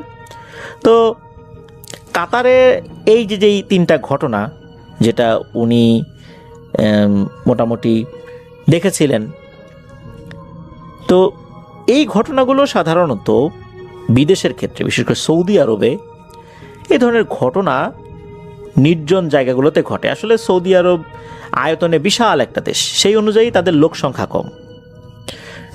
শত শত কিলোমিটারের মধ্যে কোনো ঘর বাড়ি নাই, এমন বিস্তীর্ণ এলাকা কিন্তু সেখানে রয়েছে। যার কারণে এই ফাঁকা জায়গাগুলোতে জিনেদের চলাফেরা, বসবাস, এই জিনিসগুলো থাকবে, এটাই স্বাভাবিক। তবে আলাউদ্দিন ভাই যেই বিষয়গুলোর কথা উল্লেখ করেছেন ওনার এই ছোট ছোট 3টা ঘটনায়, বোঝা যাচ্ছে এরা সবাই ভালো জিন ছিল, যার কারণে তেমন কোনো ক্ষতির সম্মুখীন ওনাদেরকে হতে হয়নি।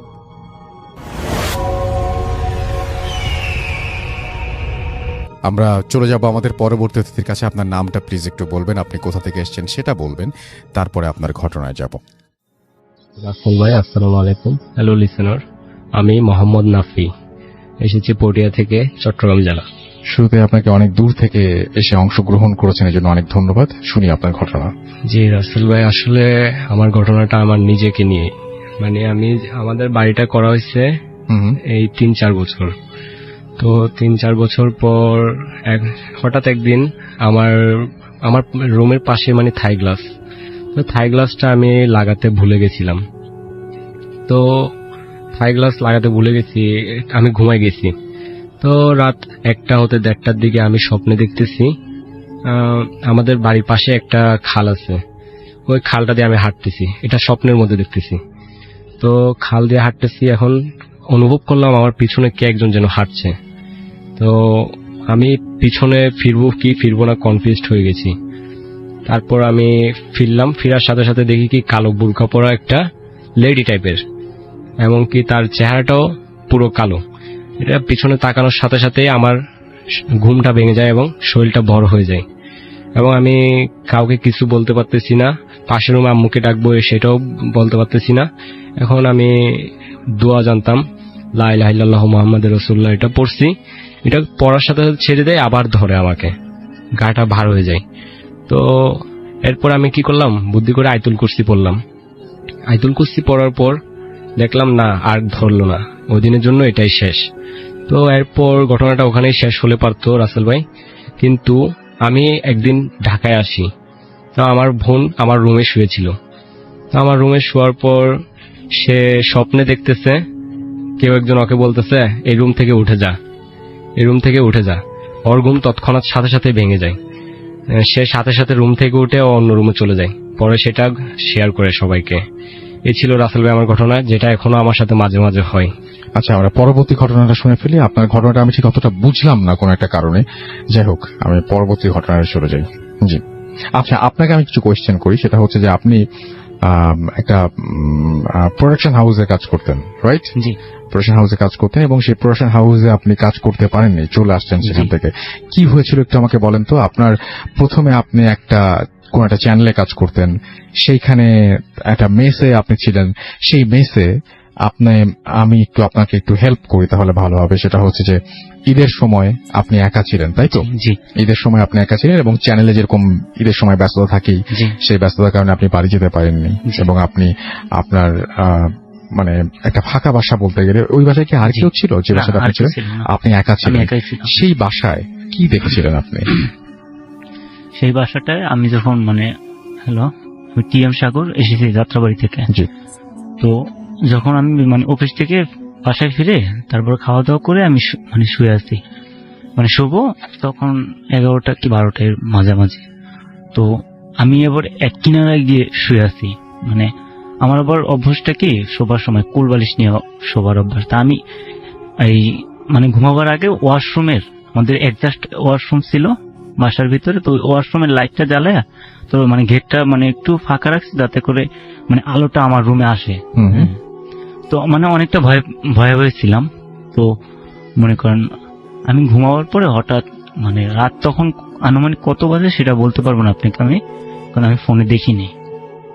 আমার হঠাৎ ঘুম ভাঙার পর আমি ফিল করতেছি আমার পিঠে কেউ আঁচড় কাটতেছে।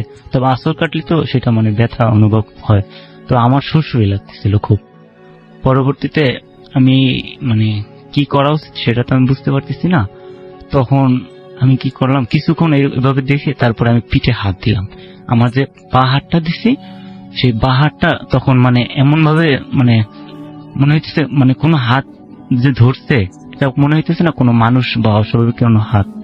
আমার মনে হইতেছে আমার 100-150 কেজির কোনো পাথর আমার হাতে চাপা দিয়ে রাখছে।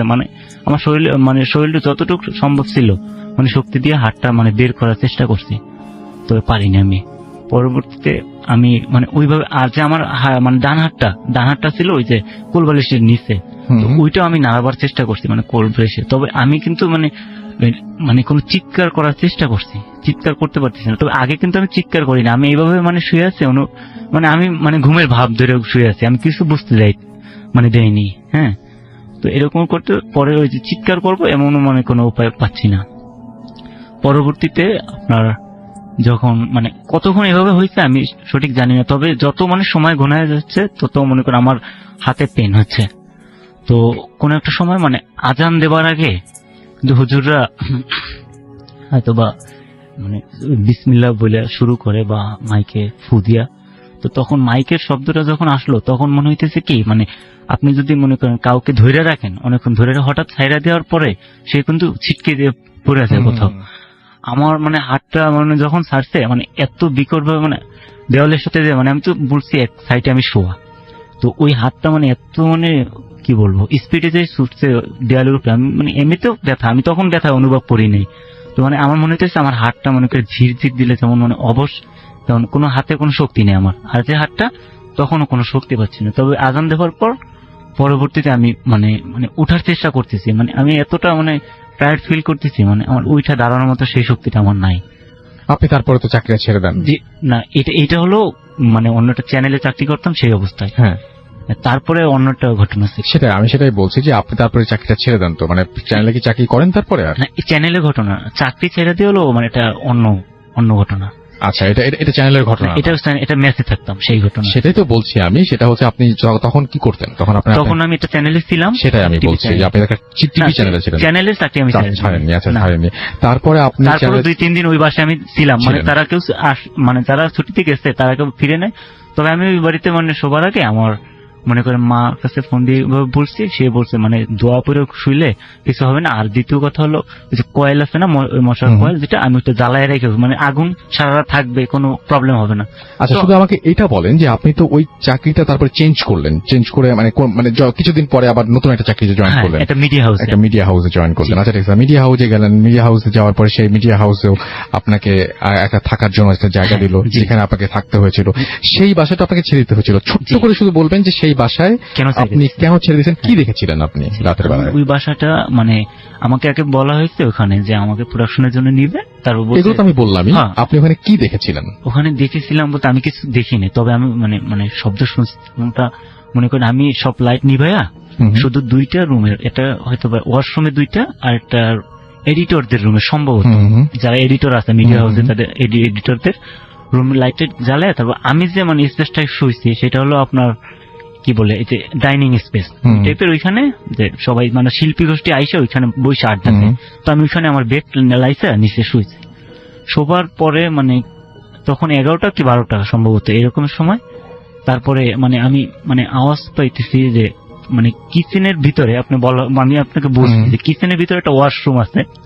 তো সেই ওয়াশরুমের ভিতর থেকে মনে হইতেছে মানে এত বিকট আওয়াজ, মানে গোসল করতেছে। আমি পরিবর্তে আর কেউ আছে ওই ফ্ল্যাটে, আমি তো জানি যে কেউ নাই। তো গোসল করার পরে তখন আমি ওইখানে একই ভাব করতেছি, মানে আমি ঘুমাবার ভাব, আমি মানে জেগে আছে, এটা মানে ধরতে দেয়নি কাউকে। কিন্তু আপনি বুঝতে পারছেন যে গোসল করতেছে, আমি কিন্তু ঘুমাই নাই তখন। আমি মানে ঘুমানোর মানে চেষ্টা করতেছি, কারণ ভয় ভয় লাগতেছে। আমি আমার সবার আগে মানে অভ্যাস 2-3 ঘন্টা ফোন টিপবো, তবে সেদিন ওই ভয়ে ভয়ে ওটা করি নাই। তো এইভাবে মানুষ শুয়ে আছে, তবে আমি মানে ভাবতেছি মানে এখানে চাকরি করা আমার সম্ভব কিনা, এইভাবে এটা মানে ভৌতিক ভালো লাগতেছে না, মানে মনে মনে ভাবতেছি। সেটাই আমার সাথে মানে ঘটনা শুরু করছে। তারপরে আমি কিছুক্ষণ সহ্য করা না পারে মানে অতিরিক্ত মানে ঘটতেছে, মানে শব্দটা বিকট আসতেছে, তখন ভয় আরো বাড়তেছে। তো আমি ওইখানে বসে আমি তখন কোমল মুড়া দিয়া মানে খাচ্ছিল, তো কোমল মুড়া দিয়ে আমি আমার ওয়াইফকে ফোন দিতেছি, সে রিসিভ করতেছে না। অনেক এমন রাত 11টা 12টা সম্ভবত 12টা 12:30 সে ঘুমায় পড়ছে। পরবর্তীতে আমি কি করছি, ওইখান থেকে দৌড়ে মানে আমি এমন ভাবে দৌড়েছি মানে জানি আমি দৌড়লে কেউ ধরতে না পারে আমারে, আমি এইভাবে মানে দৌড়েছি। পরবর্তীতে আমি ব্যালকনিতে দৌড়ে চলে গেছি। ব্যালকনিতে যে সাথে সাথে মনে করেন যে ব্যালকনির গেটটা থাকে না, সিটকানি ছিল, সিটকানি দিয়েছি অলরেডি। দেওয়ার পরে না সরি সিটকানি না, আমি মানে সেই আপনার যে ব্যালকনির কি বলে গেটটার সাথে আমি নিজেকে মানে পিঠটা ঠেকাইয়া বসে আছি। ওখানে বাইরে কোনো সিটকানি ছিল না। পরবর্তীতে আমি আমার আম্মাকে ফোন দিয়ে বলতেছি মা, মানে আমি ফোন দিয়ে আগে মা বলি নাই, আগে কান্নাকাটি শুরু করছি। তখন মা তো বুঝছে যে কিছু একটা হয়েছে। মার কাছে আমি বলছি আমি এখানে চাকরি করবো, তো একা থাকতে হবে, মা বারণ করছে। তারপর আমি গেছি। তারপরে আপনার ওইটার পরে সেই ব্যালকনিতে বসে আমি মার সাথে কান্নাকাটি করতেছি, কি করবো মানে আমি পারলে ব্যালকনি থেকে লাফ দিয়ে পড়ে মানে ওই বাড়ি থেকে চলে যায়, কিন্তু এটা তো সম্ভব না, গ্রিল আছে কোনো ফাঁকা নেই। তারপরে মার সাথে কথা বলতে বলতে হঠাৎ মানে মানে এর ভিতরে যে এডিটরদের রুম দিয়ে টাইপিং করে না, এডিটর বা এই গ্রাফিক ডিজাইনাররা অনেক শব্দ করে কিন্তু টাইপ করে। আমার মানে যদি টাইপও করে আমার রুমের ভিতর থেকে কিন্তু আসার কথা না ওখানে। তো আমার এত বিকট আওয়াজ হইতেছে, মানে আমার কানের কাছে টাইপ করতেছে, ওই কম্পিউটারে টাইপ করতেছে। তো এইটা শোনার পর মানে আরো মানে আমি কি বলবো, মার সাথে কথা বলে মানে এত বাচ্চাদের মতো কাইনে দিয়েছি চিৎকার করে, হয়তো ওইটা নিরিবিলি এলাকা কেউ বুঝতে পারে না তো রাত্রে। তো শেষ হলো কিভাবে জিনিসটা? শেষ হলো মার সাথে কথা বলার পরে মা আমার ফোন কাইটে গেছে, ব্যালেন্স শেষ। পরে মা আবার কল করছে, মা ফোন দিয়ে আবার আমি কান্নাকাটি শুরু করছে। মা বলতেছে থামো, কান্নাকাটির কোনো প্রয়োজন নেই, আমি কিছু বলতেছি আমার সাথে সাথে বলো। কিছু সূরা বলছে, দোয়া বলছে, আমি পড়ছি। পড়ার মানে এই দোয়া পড়ার পরে মানে আস্তে আস্তে মনে করেন মানে নিস্তব্ধ হয়েছে। ওকে, থ্যাংক ইউ সো মাচ। এবং তারপরে আপনি চাকরিটা ছেড়ে আমি দিয়েছিলেন? মানে পরের দিন তারা আসার পরে আমি আমার ম্যাডাম এবং আরো কিছু স্যারদের বলছি, তারা মানে হাসি ঠাট্টা করে উড়াই দিচ্ছে। পরে আমি বলছি এখন আমি চাকরি ছাড়বো, মানে যখন আমার কথা বিশ্বাস করে না, আমি মানে রাগান্বিত গলায় বলছি আমি এই মুহূর্তে চাকরি ছেড়ে দেবো। তো আমার যে হেড মানে স্যার ছিল সিও, সে বলছে সাগর কিছু একটা হয়েছে, তুমি আমার কাছে এসে বলো। পরে আমি কান্নাকাটি করে বলছি স্যার আমার সম্ভব না আমার চাকরি করা, আমি এখান থেকে আমি আজকে যাবো, প্লিজ আমাকে বাধা দিবেন না, বাধা দিলে আমি কিন্তু এখান থেকে পালাই যাবো, আর নাহলে এখানে মনে করেন সুইসাইড করবো। মানে এরকম ভয় দেখাইছি যে এটা আমার মানে একদিন চাকরি করার পর আমার সম্ভব না চাকরি করা। পরবর্তীতে আমি ওখান থেকে চাকরি ছেড়ে চলে আসছি। ওকে, থ্যাংক ইউ সো মাচ। আমরা চলে যাব আমাদের পরবর্তী অতিথির কাছে। আপনার নামটা প্লিজ একটু বলবেন, আপনি কোথা থেকে এসেছেন সেটা বলবেন, তারপরে আপনার ঘটনায় যাব। ধন্যবাদ রাসেল ভাই আমাকে এই ঘটনা বলার সুযোগ দেওয়ার জন্য। আমার নাম রিপন, আমি এসেছি লালমিনার থেকে। রাসেল ভাই, আজকে যে ঘটনাটা আমি আপনাকে শেয়ার করব, এই ঘটনাটা আমাকে পাঠিয়েছেন শাকিল আহমেদ। তো তার বাড়ি হচ্ছে কিশোরগঞ্জ জেলার অষ্টাগ্রাম থানার পূর্ব অষ্টাগ্রামে। রাসেল ভাই, এই ঘটনাটা শাকিল আহমেদের, সে আমাকে আপনার কাছে শেয়ার করার বা স্টুডিওতে শেয়ার করার জন্য অনুরোধ করেছে, যার কারণে আমি আজকে তার ঘটনাটা শেয়ার করব। তো শাকিল ভাই যে ঘটনাটা শেয়ার করেছেন, এই ঘটনাটা তার বন্ধুর সাথে ঘটে যাওয়া একটা ভয়ানক ঘটনা। তো তার বন্ধুর নাম তিনি বলতে নিষেধ করেছেন। আমরা মনে করি তার বন্ধুর নাম হচ্ছে সুমন। তো এই সুমন ভাই এখন প্রবাসে থাকেন। তার বাড়িও হচ্ছে ওই কিশোরগঞ্জে অষ্টাগ্রামে থানায় তার বাড়ি। তো আর আজকে যে ঘটনাটা শেয়ার করবো, এই ঘটনাটা 2014 সালের একটা ঘটনা। তো আমি শাকিল ভাইয়ের মতো করে ঘটনাটা শেয়ার করতেছি। তো সুমন ভাই তখন এসএসসি পরীক্ষা দিবে। তো পরীক্ষা শুরু হবে আর 2 মাস পর।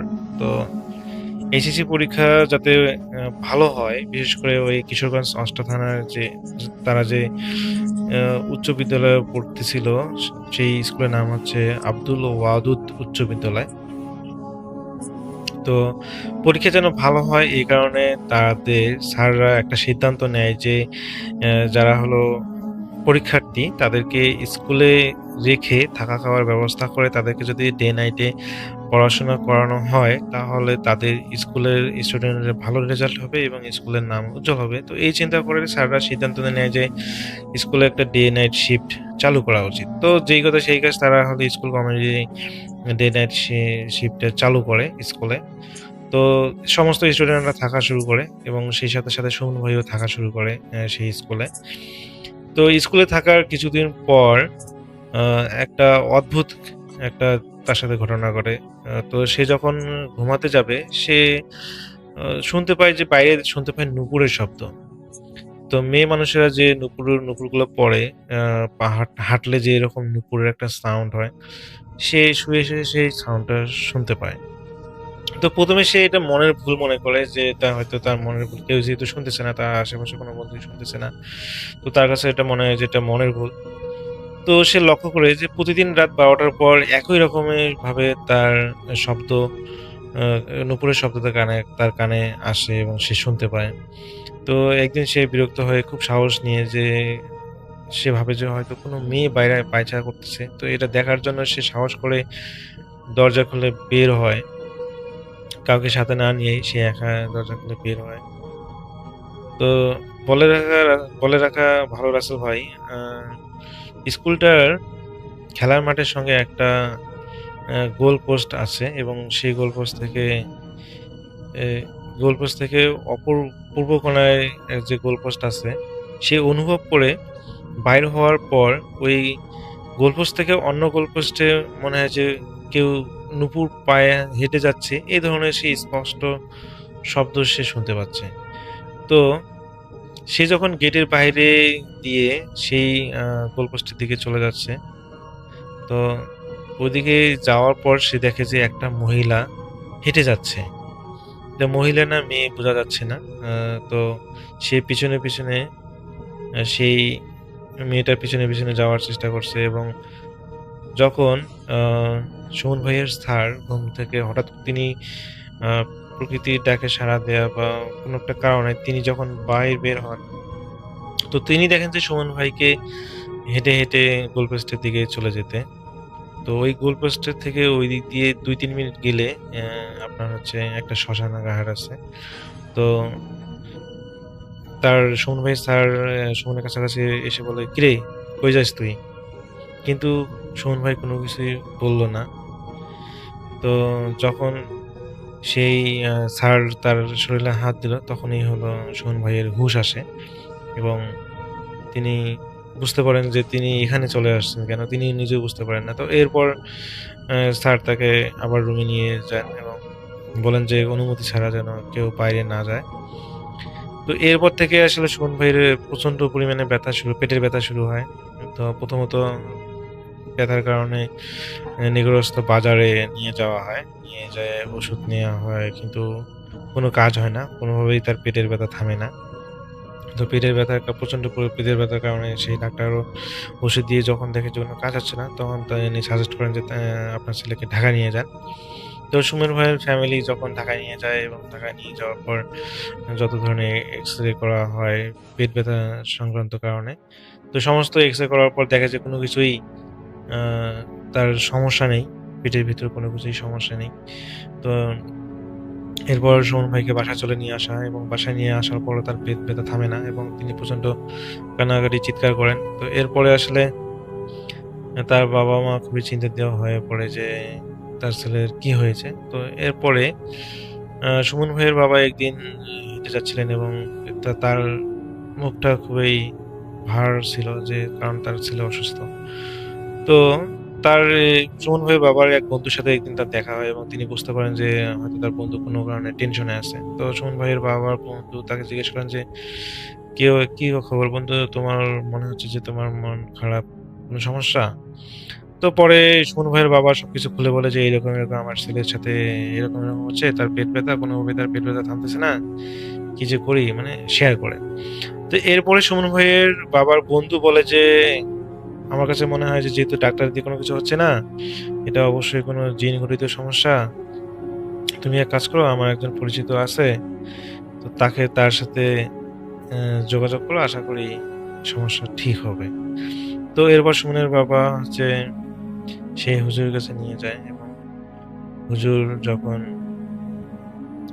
পরীক্ষা নিরীক্ষা করে, তো তখন দেখে যে হ্যাঁ সত্যি তাকে কোনো একটা খারাপ কিছু ধরেছে। তো এরপরে যেটা হয় যে ওই শ্মশান ঘাটের ওইদিকে যাওয়ার কারণে আসলে ওখানে একটা তাকে খারাপ একটা জিন তাকে আজকে কিছু নিয়েছে বা তাকে ধরেছে। তো এরপর হুজুর তার আসলে সুমন ভাই শরীরটা বন্ধ করে দেন এবং বাসাটাও বন্ধ করে দেন। সেই সাথে সাথে তাকে একটা তাবিজ দেন।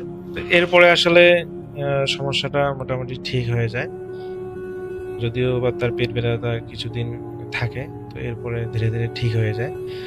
তো রাসেল ভাই, এই ছিল ঘটনা, এটা আমার কাছে শেয়ার করেছেন শাকিল ভাই।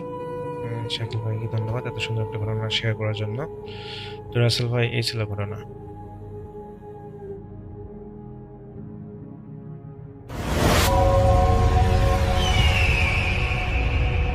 আরও একটা ঘটনায় চলে যাব আমরা, এবং এই ঘটনাটা একটা অডিও ক্লিপ। চলুন শুনে আসি অডিও ক্লিপটি। আশা করছি এই অডিও ক্লিপটিও আপনাদেরকে অনেক অনেক আনন্দ দেবে। চলুন শুনে আসি।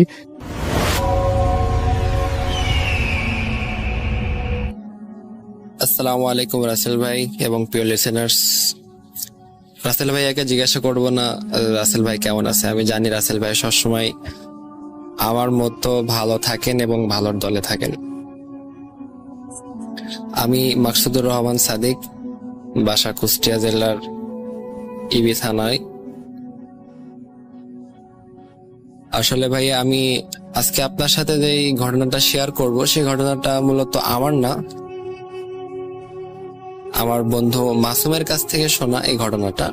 এটা আসলে মাসুমের জীবনে ঘটে যাওয়া একটি ঘটনা। তো ভাইয়া বেশি কথা না বলে আমি ঘটনায় চলে যাই। মাসুম আমাকে ঘটনাটা যেভাবে বলেছিল আমি ঠিক সেভাবেই ঘটনাটা বলার চেষ্টা করতেছি। সাল 2010 অথবা 11, তখন আমার বয়স হবে 12 অথবা 13, এমন বয়স হবে। তো আমি ভাইয়া আসলে শুরু থেকে মাদ্রাসায় স্টাডি করতাম। তো মাদ্রাসার পরীক্ষার ছুটিতে আমি বাসায় আসি। তো বাসায় আসার পরে আম্মু আমাকে বলতেছে, মাসুম তোমার ফুফাতো বোনের দাদি শাশুড়ি মারা গেছে, তো ওখানে ওদের বাসায় আমাদেরকে যেতে হবে, তুমি রেডি হয়ে নাও। তো আমিও রেডি হয়ে নিলাম আম্মুর কথাতে, তো রওনা দিলাম। তো যাইতে যাইতে আসলে ওনাকে আসলে দাফন করা হয়ে গেছিল, আমরা লেট করে ফেলছিলাম, তো ওনাকে আসলে দাফন করা হয়ে গেছিল। আর বলে রাখছি যে আমি আমার ওই কাজিনের দাদি শাশুড়িকে এর আগে আমি কখনো দেখিনি, আম্মু দেখছে তবে আমি দেখিনি কখনো। আর এটা আসলে আমার দুর্ভাগ্য বলতে পারেন যে ওনার মৃত্যুর দিনে আমি আসলে ওনাকে দেখতে পাইনি, যেহেতু আমরা লেট করে আসছিলাম আর ওনার দাফন হয়ে গেছিল, এই জন্য আসলে দেখতে পাইনি। তো ওইখানে আমি আমার চাচাতো ভাই আর কেউ আমার সমবয়সী মাহফুজ আর আমার চাচাতো বোন রিয়া, ও একটু ছোট হবে আমাদের থেকে। তো ওরে দেখলাম, দেখে বেশ খুশি হলাম, যাক সাথী পাওয়া গেছে এখানে। তো মাহফুজ আমাকে দেখে বললো, কিরে মাসুম কেমন আছিস? আমি বললাম হ্যাঁ ভালো আছি। এরপরে আমরা আসলে কুশলাদি বিনিময় করলাম। তো মাহফুজ আমাকে বললো, আচ্ছা এখানে তো আসলে সবাই কান্নাকাটি করতেছে, কেমন কি একটা অবস্থা, চলো আমরা একটু বাগান থেকে হেঁটে আসি। তো আমি বললাম যে কথাটা আসলে মন্দ বলেনি, বাগান থেকে হেঁটে আসলে ভালো হয়। তো আমি, মাহফুজ আর রিয়া বাগানে গেলাম তিনজন একটু হাঁটাহাঁটি করার জন্য। আর আমার কাজিনের দাদি শাশুড়িকে যেখানে কবর দেওয়া হয়েছিল, সেটা আমরা যে বাগানে হাঁটতে গেছিলাম ওই বাগানের শেষ প্রান্তে ওনাদের আর কি পারিবারিক কবরস্থান আছে, ওখানে আর কি ওনাকে দাফন করা হয়। তো আমরাও, যেহেতু ওনার দাফন অনেক আগে হয়ে গেছিল আর আমরা প্রায় সন্ধ্যা ভাবে এমন একটা সময় বাগানে গেছিলাম, তো আমি লক্ষ্য করলাম যে ওই ওনাকে যেখানে কবর দেওয়া হয়েছিল ওইখানে আমাদের দিকে মুখ করে একটা বুড়ি ওখানে দাঁড়ায় আছে। তো আমি জানি না যে মাহফুজ আর রিয়া ওনারে দেখছে কিনা, আমি ভাবলাম হয়তো মৃত ব্যক্তির কোনো আত্মীয় টাত্মীয় হবে, দেখতে আসছে, কবর জিয়ারত করতে আসছে, এমন একটা আর কি। তো আমি আর কি বিষয়টা তেমন একটা খেয়ালে নিলাম না, তবে দেখলাম যে মহিলাটা আর কি ওই সাদা শাড়ি, আর যেহেতু উনি বোঝা যাচ্ছিল যে বৃদ্ধা মানুষ, তো বৃদ্ধা জিউজাল যেমন সাদা শাড়ি পরে এমন সাদা শাড়ি, আর হাতে একটা লাঠি এমন একটা দেখলাম। তো আসলে তেমন একটা মাথা ঘামাই নেই বিষয় নিয়ে, এরপর আর কি মানে ফিরে যাই আর কি। তো আমরা 2-3 দিন ওখানেই ছিলাম, যেহেতু 2 দিন পরেই ওনার মিলাদ মাহফিল অনুষ্ঠিত হবে, সেহেতু ওখানেই ছিলাম। তো এই 2 দিন আর কোনো সমস্যা হয়নি, কিন্তু সমস্যা শুরু হয় 3য় দিন থেকে। 3য় দিন অনুষ্ঠানের দিন ছিল, অনুষ্ঠান শেষ করে অনেক টায়ার্ড ছিলাম আমি, যেহেতু অনুষ্ঠানের কিছু কাজে অংশগ্রহণ করছিলাম। তো আমি পুকুর পাড়ের পাশে একটা কল, তো কলে গেছি আর কি হাত মুখ ধুইতে। তো এখানে হাত মুখ ধুইতেছি, হঠাৎ দেখি ওইখানে ওই বৃদ্ধা মহিলা দাঁড়ায় আছে পুকুরের পাড়ে, উনি দাঁড়ায় আছে আর দাঁড়ায় আমাকে হাতের ইশারা ডাকতেছে, মানে ওনার কাছে যাওয়ার জন্য আমাকে বলতেছে। তো আমি ভাবলাম হয়তো বৃদ্ধা মানুষ, হয়তো কোনো সাহায্য দরকার। আর আমি এটা খেয়াল করলাম যে আমার সামনে যে বৃদ্ধাটা দাঁড়ায় আছে, এই বৃদ্ধাটা ওই বৃদ্ধা যাকে আমি ওই দিন কবরের ওইখানে দেখছিলাম। আর আজকে অনেক কাছ থেকে ভালোভাবে দেখলাম যে বৃদ্ধাটা আসলে একটা কালো পাড়ওয়ালা সাদা শাড়ি আর হাতে একটা লাঠি, আর উনি হচ্ছে গোল ফ্রেমের একটা চশমা পরে আছে। তো আমিও গেলাম সাহায্যের জন্য, এগিয়ে গেলাম। তো পেছন থেকে হঠাৎ আমাকে কেউ ডাকলো যে, ওইদিকে কোথায় যাচ্ছিস? সন্ধ্যা নেমে গেছে, ওইদিকে কোথায় যাচ্ছিস? তো আমি শুধু পেছনে তাকাইছি, তাকাই দেখি মাহফুজ কথাগুলো আমারে বললো। শুধু পেছনে তাকাইছি আর তাকানোর পরে সামনে তাকাইছি, মাত্র 10 সেকেন্ড এমন একটা ব্যবধান হবে। তো এই 10 সেকেন্ডের ভেতরে দেখি ওই বুড়িটা গায়েব। আর গায়েব এই জন্য বলবো যে পুকুর পাড়ে বুড়িটা দাঁড়াইছিল, পুকুর পাড়ের শেষ প্রান্ত থেকে আসলে ফসলের মাঠ শুরু।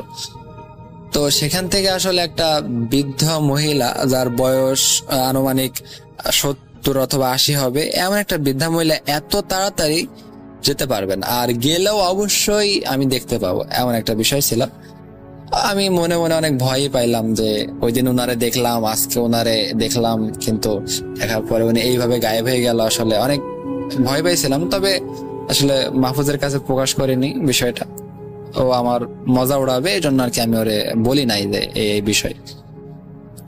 তো পরের দিন আসলে আম্মুর সাথে আমরা নিজেদের বাসায় চলে আসলাম। বাসায় আসার পরে 3-4 দিন আর কোনো সমস্যা হয়নি। তো একদিন রাতে আমি শুয়ে আছি, তো আমি হঠাৎ মানে একটা ঠান্ডা স্পর্শে আমার ঘুম ভেঙে যায়। ঠান্ডাটা আসলে অনেক বেশি ঠান্ডা ছিল, আর মনে হচ্ছিল যে আমার পাটা ঠান্ডার জন্যই মানে পুড়ে যাবে, এমন একটা ভাব। তো আমি ভাইয়া হচ্ছে চোখ মেলেই যেটা দেখলাম, আসলে এটা দেখার জন্য আসলে কেউ মানে দেখতে চাইবে না এমন একটা বিষয় ছিল।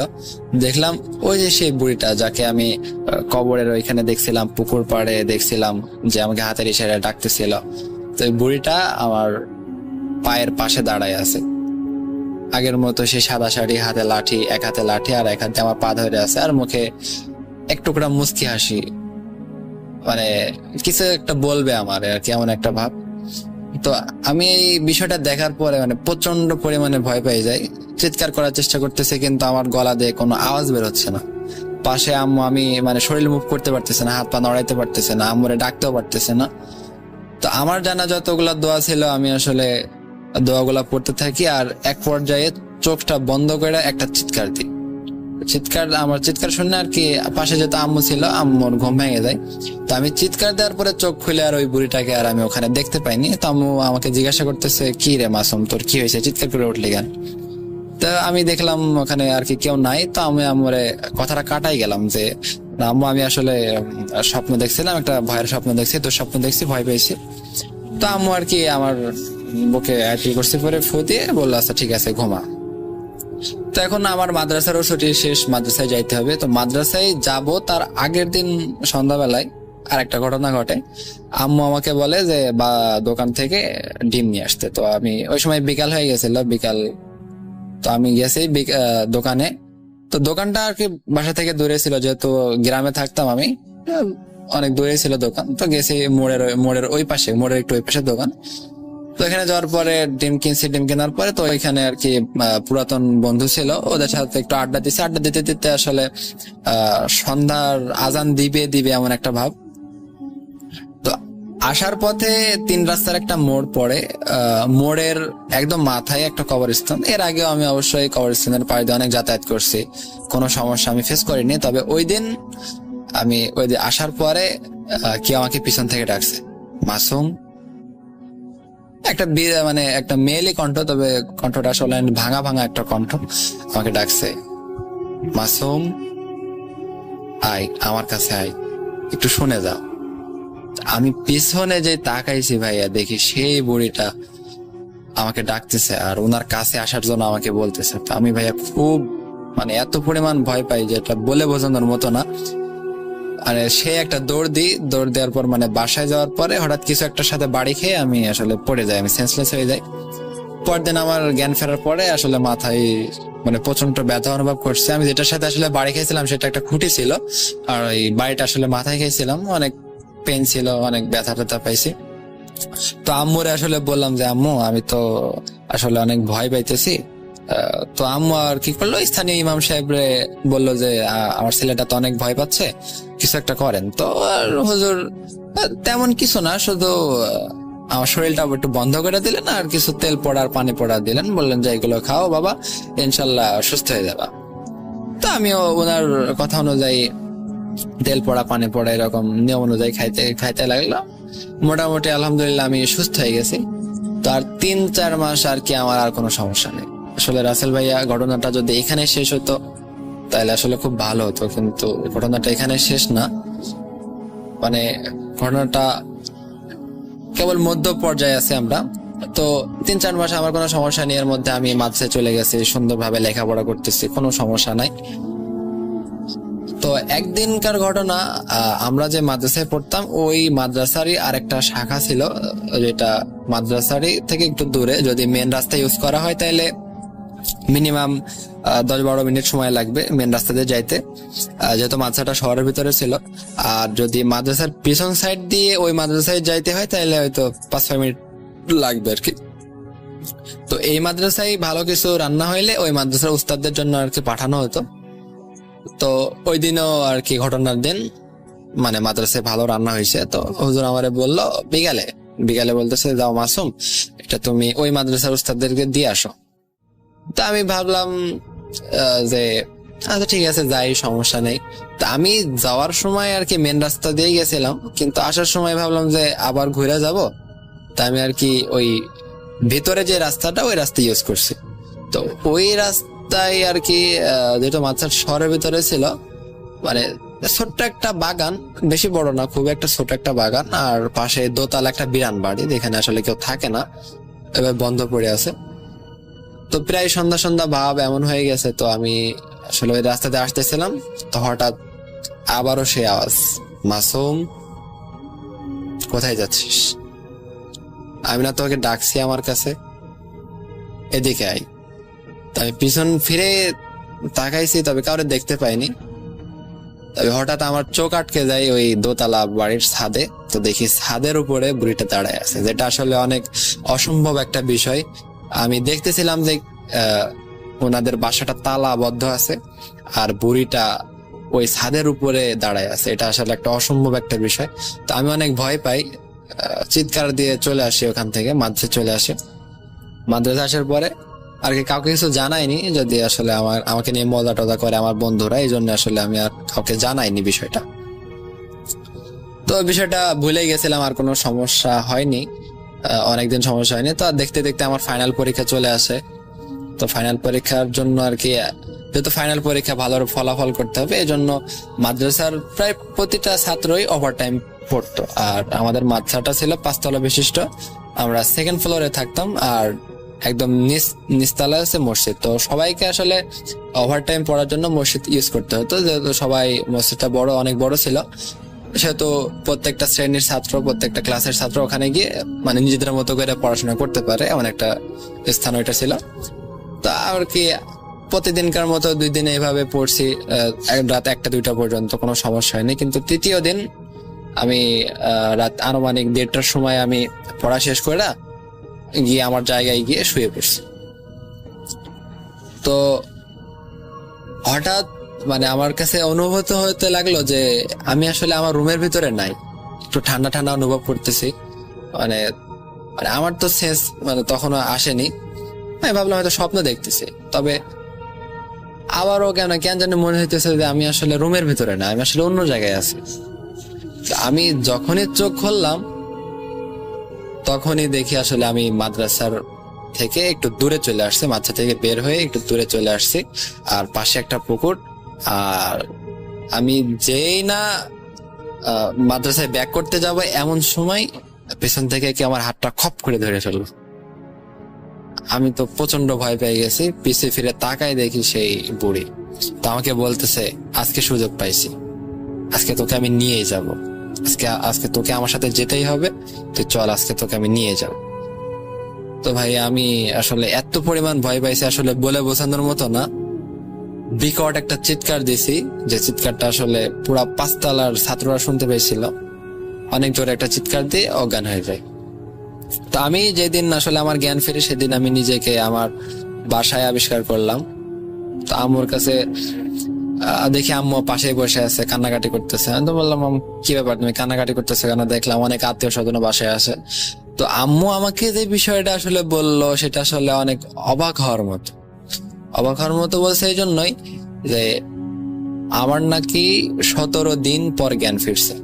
17 দিন আমি সেন্সলেস অবস্থায় শুয়েছিলাম, এরকম আমাকে মাদ্রাসা থেকে নিয়ে এসে বাসায় দিয়ে আসা হয়। আর এই 17 দিন আমার কোনো হুঁশ ছিল না, আমার কোনো সেন্স ছিল না। তো আসলে আমি আম্মুকে শুরু থেকে নিয়ে সমস্ত ঘটনা খুলে বললাম, আর ওই বুড়ির বর্ণনা দিলাম যে বুড়িটা দেখতে এমন। তো আম্মু আমাকে বলছে, আরে এটা তো তোর কাজিনের দাদি শাশুড়ি, উনি তো এরকম থাকতেন, কালো পাড়ওয়ালা, সাদা শাড়ি, আর হাতে একটা লাঠি আর গোল ফ্রেমের চশমা, তো উনিই পড়তেন। তো আসলে সমস্যাটা খুবই গুরুতর ছিল, এই জন্য আর কি আম্মু মানে শহরের মধ্যে সব থেকে বড় হুজুরকে দেখায় আমাকে আমার ট্রিটমেন্ট করার জন্য। তা আমিও আর কি আম্মুর সাথে ওনার কাছে যাই, অনেক খোঁজার পরে যেহেতু পাইছিলাম ওনারে। তো যাওয়ার পরে আর কি সব বিষয় খুলে বললাম, শুরু থেকে নিয়ে শেষ পর্যন্ত আমার সাথে কি কি ঘটছে সবকিছু খুলে বললাম। তো খুলে বলার পরে বলছে যে তোমার তো ভাগ্য ভালো যে তুমি আসলে বেঁচে আছো।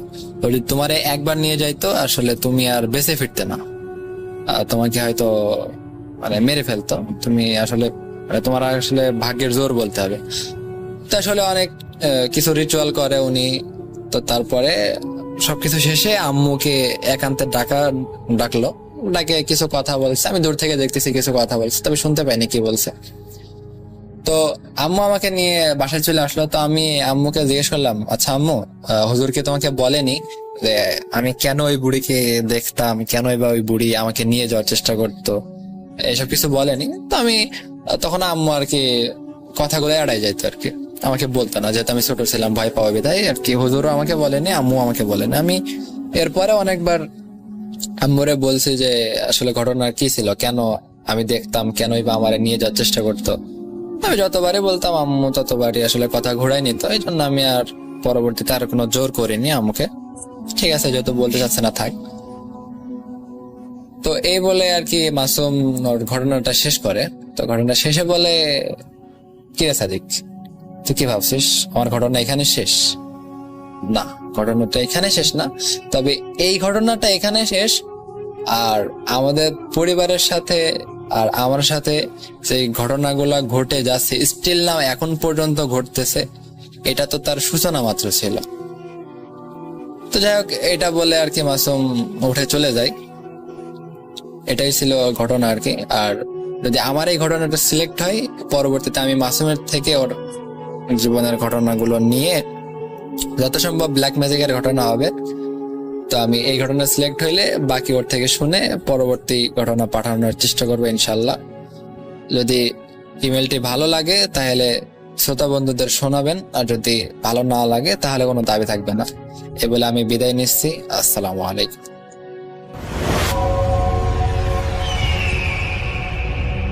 আমরা চলে যাব আমাদের পরবর্তী অতিথির কাছে। আপনার নামটা প্লিজ একটু বলবেন, আপনি কোথা থেকে এসেছেন সেটা বলবেন, তারপরে আপনার ঘটনায় যাব।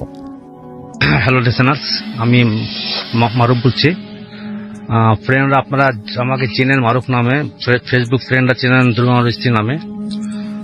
তো আমার ফার্স্ট স্টোরিটা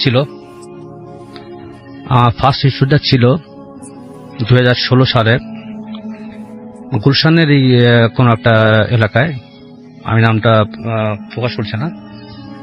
তো ওই বাসাটা আমি ভাড়া নেওয়ার 1 মাস পরের ঘটনা। আমি একদিন রাত্রে বাসায় একা ছিলাম, ভূতপ্রেমটা শোনা আমার নেশা এটা। তো ভূতপ্রেম শোনা শেষ করে আমি শুয়ে পড়ি। তো আমার বাসার বর্ণনাটা দিই। আমার বাসার ছিল ফার্স্ট ফ্লোর এবং আমার বাসার পাশে একটা হাইরাইজ বিল্ডিং ছিল, ওটার গ্যারেজটা ছিল আমার বাসার ওই লেভেল ছিল। তো ওটার আলোতে আমার রুমটা আলোকিত থাকতো। আমি শুয়ে পড়ার কিছুক্ষণ পর আমার যখন তন্দা লেগে আসে, তখন হঠাৎ করে মনে হলো পিছন দিয়ে কেউ আমাকে পুশ করলো। আমি যখন পাশ ফিরে তাকায় দেখি কেউ নাই। আমি যখন আবার আমার দিকে ফিরি, তখন দেখি আমি কাউকে হাঁক করে শুয়ে আছি। আমি ভালো করে যখন দেখতে যাই, দেখি যে আমি একটা মানুষকে হাঁক করে শুয়ে আছি। একটা মানুষ ছিল আপনার পাশে? আমার পাশে একজন মানুষকে আমি হাঁক করে শুয়ে আছি। যদিও আমার হ্যাবিটস ছোট একটা পিলো বুকের মধ্যে জড়িয়ে, আমার ছোটকাল থেকে হ্যাবিট যেটা পিলো বুকের মধ্যে জড়িয়ে শুয়ে থাকা। আচ্ছা, ঠিক সেভাবে আপনি সেই মানুষটাকে আমি শুয়েছিলাম। বাট আমি যখন আমার সেন্সটা আসে, তখন দেখি আমি একজন মানুষকে হাঁক করে শুয়ে আছি। আমি প্রথমে ভাবছি হয়তো আমার ওয়াইফ হবে, পরবর্তীতে আমার সেন্সে আসে আমার ওয়াইফ তো বাড়িতে, তাহলে এটা কে, কাকে আমি হাঁক করে শুয়ে আছি। তো আমি স্বপ্নে না বাস্তবে এটা কনফার্ম হওয়ার জন্য আমি ভালোভাবে আমার রুমটা চেক করি। ওই শোয়া অবস্থায় দেখি যে আমার রুমে আমি সজাগ আছি এবং রুমের যেটা যেখানে থাকার কথা, যেটা যে কালার, এভরিথিং সব স্পষ্ট দেখা যাচ্ছে গ্যারেজের আলোতে। তখন আমি কনফার্ম যে আমি স্বপ্নে না, আমি বাস্তবে আছি। তারপর আমি ওই মানুষটাকে হাত দিয়ে পরীক্ষা করে দেখি যে হ্যাঁ, এটা কোনো পুতুল বা মূর্তি নাকি এটা মানুষই। আমি স্পষ্ট টের পাই যেটা মানুষ আমি হাত করে শুয়ে আছি। আপনি বোঝার চেষ্টা করছিলেন হাত দিয়ে দেখতেছিলাম যেটা আমি কি হাত করে শুয়ে আছি। যখন আমি কনফার্ম হলাম যেটা মানুষকে আমি হাত করে শুয়ে আছি, তখন আমার সারা শরীর ঠান্ডা থাকে। আমি চোখটা বন্ধ করে একভাবে আল্লাহর নাম পড়তে থাকি। কিছুক্ষণ পর হঠাৎ করে আমার হাতটা উপর থেকে থাপ করে পিছনে পড়ে যায়।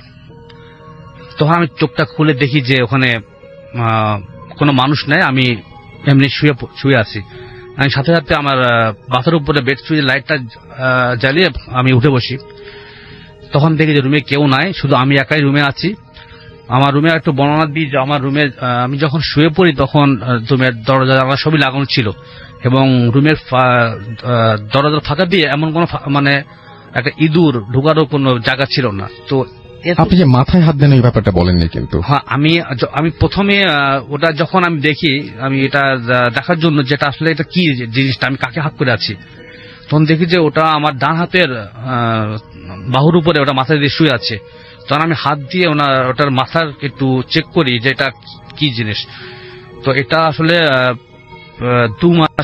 1 থেকে 2 মাস কেউ টাক করার পরে যতটুকু চুল উঠে, যাকে বলে কদম ছাট, তো ওরকম তার মাথার চুলটা আমি হাতে স্পষ্ট টের পাই, হাতে খোঁচা খোঁচা আমি ব্যথা পাচ্ছিলাম। তারপরে তারা মুখে হাত দিই, শরীরে হাত দিই, তখন আমি বুঝি যে এটা একটা মানুষের ধরে আছে। তারপর যখন আমি লাফ দিয়ে উঠলাম, ওঠার পরে দেখলাম যে আমার কোলে যে বালিশটা ছিল, ছোট বালিশটা ছিল, ওটা বিছানার এক কর্নারের দেওয়ালের সাথে ওটাকে চেপে কেউ যেন বসে রাখছে, ওটাকে তলা করে বসে আছে, যেটা একটা অবিশ্বাস্য ঘটনা ছিল। আমি বিছানার এক সাইডে ছিলাম, ওটা বিছানার অপোজিটে একদম কর্নারে ওটা চাপ দিয়ে বসানো। তারপর আমি কিছুটা স্বাভাবিক হয়ে আবার শুয়ে পড়ি। এই 3 দিন পর আমার ওয়াইফ বাড়ি থেকে আসে। এরপর আমার ওয়াইফের সাথে আমার বাড়িওয়ালা আন্টির গল্প হয়। উনি বলেন যে আমরা যে রুমে ছিলাম, যে রুমে আছি সেই রুমের নিচতলায় একটা ফ্যামিলি ছিল, ওই বরাবর রুমটাতে। ওখানে একটা মেয়ে ছিল, ও আর ওর আম্মা থাকতেন। মেয়েটা যে কোনো এক পারিবারিক কারণে ঠিক 1 বছর মতো হবে আগের ঘটনা, তো মেয়েটা সুইসাইড করে। মেয়েটা দেখতে বেশ কালো ছিল এবং বয়স 22-23 বছর একটা মেয়ে ছিল। এবং আমি যেটাকে আমি আবিষ্কার করি ওদিন রাত্রে, ওটাও দেখতে কালো ছিল এবং ওটার চেহারা বর্ণনা হচ্ছে এরকম 20-22 বছর একটা মেয়ের মতো একটা মেয়ে ছিল। তারপর ওদিন রাত্রে ওই রুমের একজন আঙ্কেলের সাথে আমি এটা নিয়ে কথা বলি যে আঙ্কেল এমন একটা ঘটনা, উনি কিছু বলতে পারবেন কিনা। উনি আমাকে ডিটেল সব বললেন যে আসলে কিভাবে মেয়েটা আত্মহত্যা করে। তখন আমি ওনাকে আমার কাহিনীটা বলি যে আমার সাথে 3 দিন আগে আমার একটা ঘটনা ঘটে গেছে। আমি তখন রুমে একা ছিলাম এবং ভূতের গল্প শোনার পর আমি শুয়ে পড়ছিলাম। উনি বললেন যে হতে পারে ওটার আত্মা তোমার উপর ভর করছিল।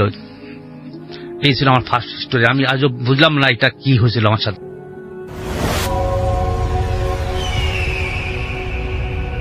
আরও একটা ঘটনায় চলে যাব আমরা, এবং এই ঘটনাটা একটা অডিও ক্লিপ। চলুন শুনে আসি অডিও ক্লিপটি। আশা করছি এই অডিও ক্লিপটিও আপনাদেরকে অনেক অনেক আনন্দ দেবে। চলুন শুনে আসি।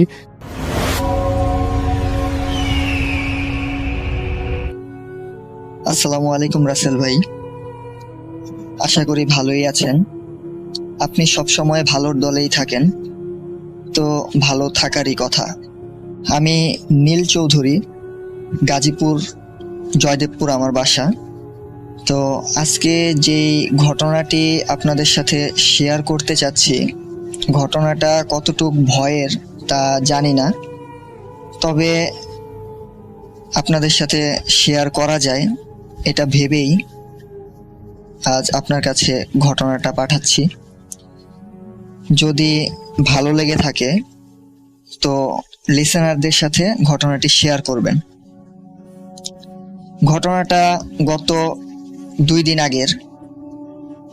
দিন আগে আমি তাহাজ্জুদের নামাজ পড়ার জন্য রাতে উঠি। তখন আনুমানিক 12:40 থেকে 45 বাজে। আমি ওযু করে নামাজের প্রস্তুতি নিচ্ছি। আমার ঘরে সবসময় আগরবাতি থাকে। একটা আগরবাতি ধরাবো, তো আমি আমার ঘরে 4-5টা লাইটার থাকা অবস্থায়ও একটা লাইটার থেকে আগুন ধরাতে পারলাম না। যাই হোক, ব্যাপারটাকে আমি স্বাভাবিকভাবেই নিয়ে কোনো মতে একটি লাইটার অনেক চেষ্টা করে আগুন জ্বালালাম। তারপর আগরবাতি একটা ধরালাম ঘরটা সুগন্ধ থাকার জন্য। তো ঘরে আমার বিবি এবং বাচ্চা দুইজন ঘুমাচ্ছিল, আমি একাই তাহাজ্জুদের নামাজ পড়ব। তো আমি নামাজ প্রথম 2 রাকাত নিয়ত করে নামাজ পড়লাম খুব সুন্দরভাবেই, কোনো সমস্যা ছাড়াই। তো সালাম ফিরানোর পর দ্বিতীয় রাকাতে আবার আমি নিয়ত করে যখন নামাজ শুরু করলাম, প্রথম সূরা পড়া অবস্থায় হঠাৎ করে আমার গেঞ্জিতে আমি একটা টান অনুভব করলাম। যেহেতু আমি গেঞ্জি পরা ছিলাম, আমার পিছন দিক থেকে গেঞ্জিতে এমন ভাবে একটা টান অনুভব করলাম, আমি পিছন দিকে পড়ে যেতে নিয়েছিলাম, এমন অবস্থা আর কি। সাথে সাথে আমি ভয়ে আমার নামাজটা আর কন্টিনিউ করতে পারলাম না। পিছন দিকে আমি মুখ ঘুরিয়ে তাকিয়ে দেখি পিছনে কিছুই নেই। স্বাভাবিক, পিছনে কিছু থাকারও কথা না, কারণ আমি যেখানে নামাজ পড়ছিলাম আমার পিছনে ছিল আমার রুমের দরজা, সেটা লক করা ছিল, আর দেয়াল। তো সেখানে স্বাভাবিকভাবে কারো থাকার কথা না, কিন্তু টানটা এত জোরেই ছিল। যেহেতু আমি গেঞ্জি পরা ছিলাম, আমি খেয়াল করে দেখলাম গেঞ্জির মধ্যে 2টা আঙ্গুল, মনে হচ্ছে 2টা আঙ্গুল দিয়ে গেঞ্জিটা ধরে যে টান মারা হয়েছে, এই 2টা আঙ্গুলের একটা গোল একটা দাগ পড়ে গেছে এবং আমার গেঞ্জিটা পিছন দিক থেকে একটু লম্বা হয়ে গেছে। তো ভয়ে আমি নামাজটা আর পড়তে পারলাম না। আমি ঘরের বাতিটা জ্বালিয়ে আমার বিবিকে ডাক দিয়ে ঘুম থেকে উঠালাম। আমি তাকে বললাম যে একটু উঠো, আমি তাহাজ্জুদের নামাজ পড়ছিলাম, একটু সমস্যা হচ্ছে। সে ঘুম ঘুম চোখে আর উঠলো না, সে শুয়ে আছে। শোয়া অবস্থায় সে আমাকে বলতেছে, আচ্ছা তুমি নামাজ পড়ো, আমি জেগে আছি, সমস্যা নেই। তো আবার আমি 2 রাকাতের নিয়ত করে দাঁড়ালাম। প্রথম সূরা পড়া অবস্থায় আবারও পিছন দিক থেকে, এবার আর টান অনুভব হয় নাই, কিন্তু একটা দমকা বাতাস আমার পিছন দিক থেকে আমাকে ধাক্কা মারলো। ধাক্কায় আবার আমি সামনের দিকে মানে ঝুঁকে পড়ে যেতে নিয়েছিলাম, এমন একটা দমকা বাতাস, গরম বাতাস আমার পিছন দিক থেকে ধাক্কা লাগলো আমার। আবারও আমি স্বাভাবিকভাবে ভয় পেয়ে, যেহেতু আমি পড়ে যেতে নিয়েছিলাম, আবার আমি পিছন দিকে মুখ ঘুরিয়ে ফেলছি। আমার নামাজটা আমি আর পড়তে পারলাম না।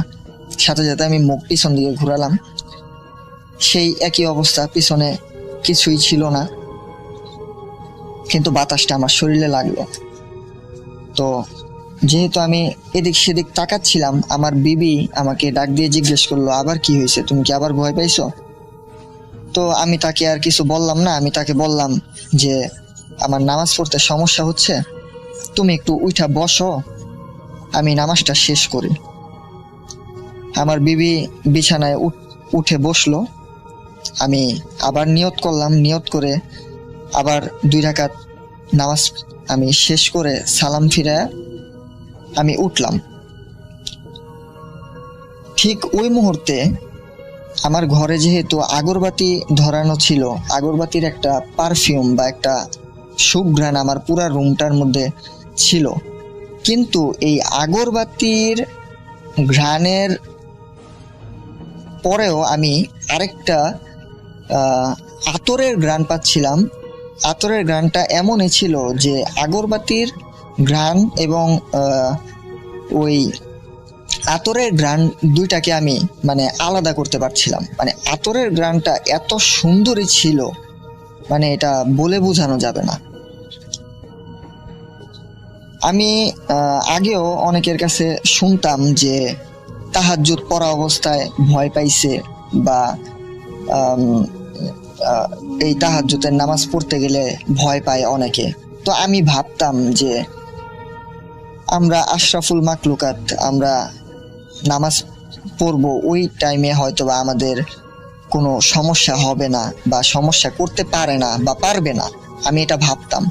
আমি মনে করতাম হয়তোবা অনেকেই যেহেতু রাতে নামাজ পড়ে, তো তারা স্বাভাবিকভাবেই মনে একটা ভয় তৈরি হয় যে রাতে একা একা নামাজ পড়তেছি বা তাহাজ্জুদের নামাজ পড়তেছি, ভয়ের কারণে অনেক কিছু মানুষ ফিল করে। কিন্তু এই ঘটনাটা আমার সাথে ঘটার পরে আমার মনে হলো যে না, এরকম কিছু ঘটতে পারে নামাজরত অবস্থায়। কিন্তু সত্যি কথা বলতে আমি সবসময় ভাবতাম নামাজ পড়া অবস্থায় জিন বলেন বা পরি বলেন, আমরা যেহেতু মুসলমান আমাদের জিন পরিতে বিশ্বাস থাকাটাই স্বাভাবিক, আমিও বিশ্বাস করি জিন আছে। কিন্তু নামাজরত অবস্থায় তারা এইভাবে ভয় দেখাতে পারে বা সমস্যা করবে আমি কখনো ভাবি নাই। যদি আমার সাথে না ঘটতো আমি হয়তোবা কারো কাছে এটা শুনলে মনে করতাম যে তারা হয়তোবা এটা এমনি বলছে বা এত রাতে নামাজ পড়ে দেখে তারা ভয় পায় বা কিছু একটা আমি মনে করে নিতাম। কিন্তু যেহেতু আমার সাথে ঘটছে সেহেতু আমি বুঝতে পারলাম যে এমন কিছু ঘটতে পারে। কিন্তু নামাজ পড়া অবস্থায় যে বা পরে আমি যেই আতরের ঘ্রাণটা বা যেই সুঘ্রাণটা আমি পাচ্ছিলাম, আমি ভূত.কমেও বা আগে আপনার ভূত FM শোতে অনেক ঘটনাই শুনেছি এমন যে ভালো জিনের থেকে সুঘ্রাণ আসে বা শয়তান বা খারাপ জিনদের থেকে বিশ্রী গন্ধ বা পচা গন্ধ আসে বা মাছের গন্ধ আসে, এই টাইপের আমি ঘটনা শুনেছি। আমি আপনার ভূত FM আগেও শুনেছি, এখন আমি আপনার ভূত.com শুনি। কিন্তু যেহেতু আমি আতরের ঘ্রাণ পেয়েছি বা সুঘ্রাণ পেয়েছি সেহেতু সেটা ভালো জিন হতে পারে। হ্যাঁ, আমি যদি এই ঘটনাগুলো কম্পেয়ার করি বা এগুলা আমি দুইটা, এই খারাপ গন্ধ বা বিশ্রী গন্ধ বা এই সুঘ্রাণ, এই দুইটাকে যদি কম্পেয়ার করি তাহলে হয়তোবা তখন কোনো ভালো জিনই আসতে পারে। কিন্তু ভালো জিন আসলে আমার এমন সমস্যা হবে এটা আমার মনে হইতাছে না যে একটা ভালো জিন আসতেই পারে। আমি রাতে নামাজ পড়তেছি, রাতে যেহেতু জিন পরি তাদের আনাগোনা থাকে, তারা চলাফেরা করে বা তারা রাতে অ্যাক্টিভ থাকে খুব ভালোভাবে, তারা আসা যাওয়া করতেই পারে। কিন্তু ভালো একটা জিন যদি এসেও থাকে ওই সময়টাতে, সে এভাবে আমাকে নামাজরত অবস্থায় বিরক্ত করবে আমার মনে হয় না। তো এটা কি হতে পারে আমি জানি না। ঘটনাটা হয়তোবা ভয়ের না, কিন্তু এই ঘটনাটা ঘটার পরে আমার এতটুকু বিশ্বাস হইছে নিজে থেকে যে রাতে একা একা তাহাজ্জুদ পড়া অবস্থায়ও সমস্যা হতে পারে। আর আমি এমন যদি হতো যে টানটা খুব হালকাভাবে হইছে, উপরে ফ্যান ছিল, ফ্যানের বাতাসে আমার একটা টান অনুভব হয়েছে বা আমার গেঞ্জিটা বাতাসে নড়ছে, আমার কাছে টান অনুভব মনে হয়েছে, কিন্তু তা কিন্তু না। টানটা এত জোরে আমি অনুভব করছি যে আমার গেঞ্জিটা পিছন দিক থেকে লম্বা হয়ে গেছে টান খেয়ে, এবং ওইটার মধ্যে স্পষ্ট দুইটা আঙুলের ছাপ বসা ছিল। আর যেহেতু আমার পিছনে আমার রুমের দরজাটা লক করা ছিল, সেখানে কেউ আসারও কথা না। আর স্বাভাবিকভাবে রাত 12টার পরে আমার বাড়িতে কেউ নাই যে কেউ আইসা আমার সাথে নামাজরত অবস্থায় আমার পিছন দিক থেকে দুষ্টামি করবে। হ্যাঁ, আমার ছোট বোন আছে, সে ঘুমাইতেছিল আমার বাবা মার সাথে, সে যে আইসা দুষ্টামি করবে এমনও না, এমনটা হতে পারে না যেহেতু আমার রুমের দরজাটা লক করা ছিল ভিতর থেকে। তো এই ঘটনাটা আমার সাথে ঘটলো গত 2 দিন আগে। এই ছিল আমার ঘটনা। ভয়ের কিনা জানি না, যদি আপনার ভালো লেগে থাকে আপনি লিসেনারদের সাথে শেয়ার করতে পারেন। এটাই ছিল আমার ঘটনা। ধন্যবাদ রাসেল ভাই। আর আমার ঘটনাটা যদি সিলেক্ট হয় তাহলে আমাকে একটু কাইন্ডলি জানাবেন। এই ছিল ঘটনা। আসসালামু আলাইকুম।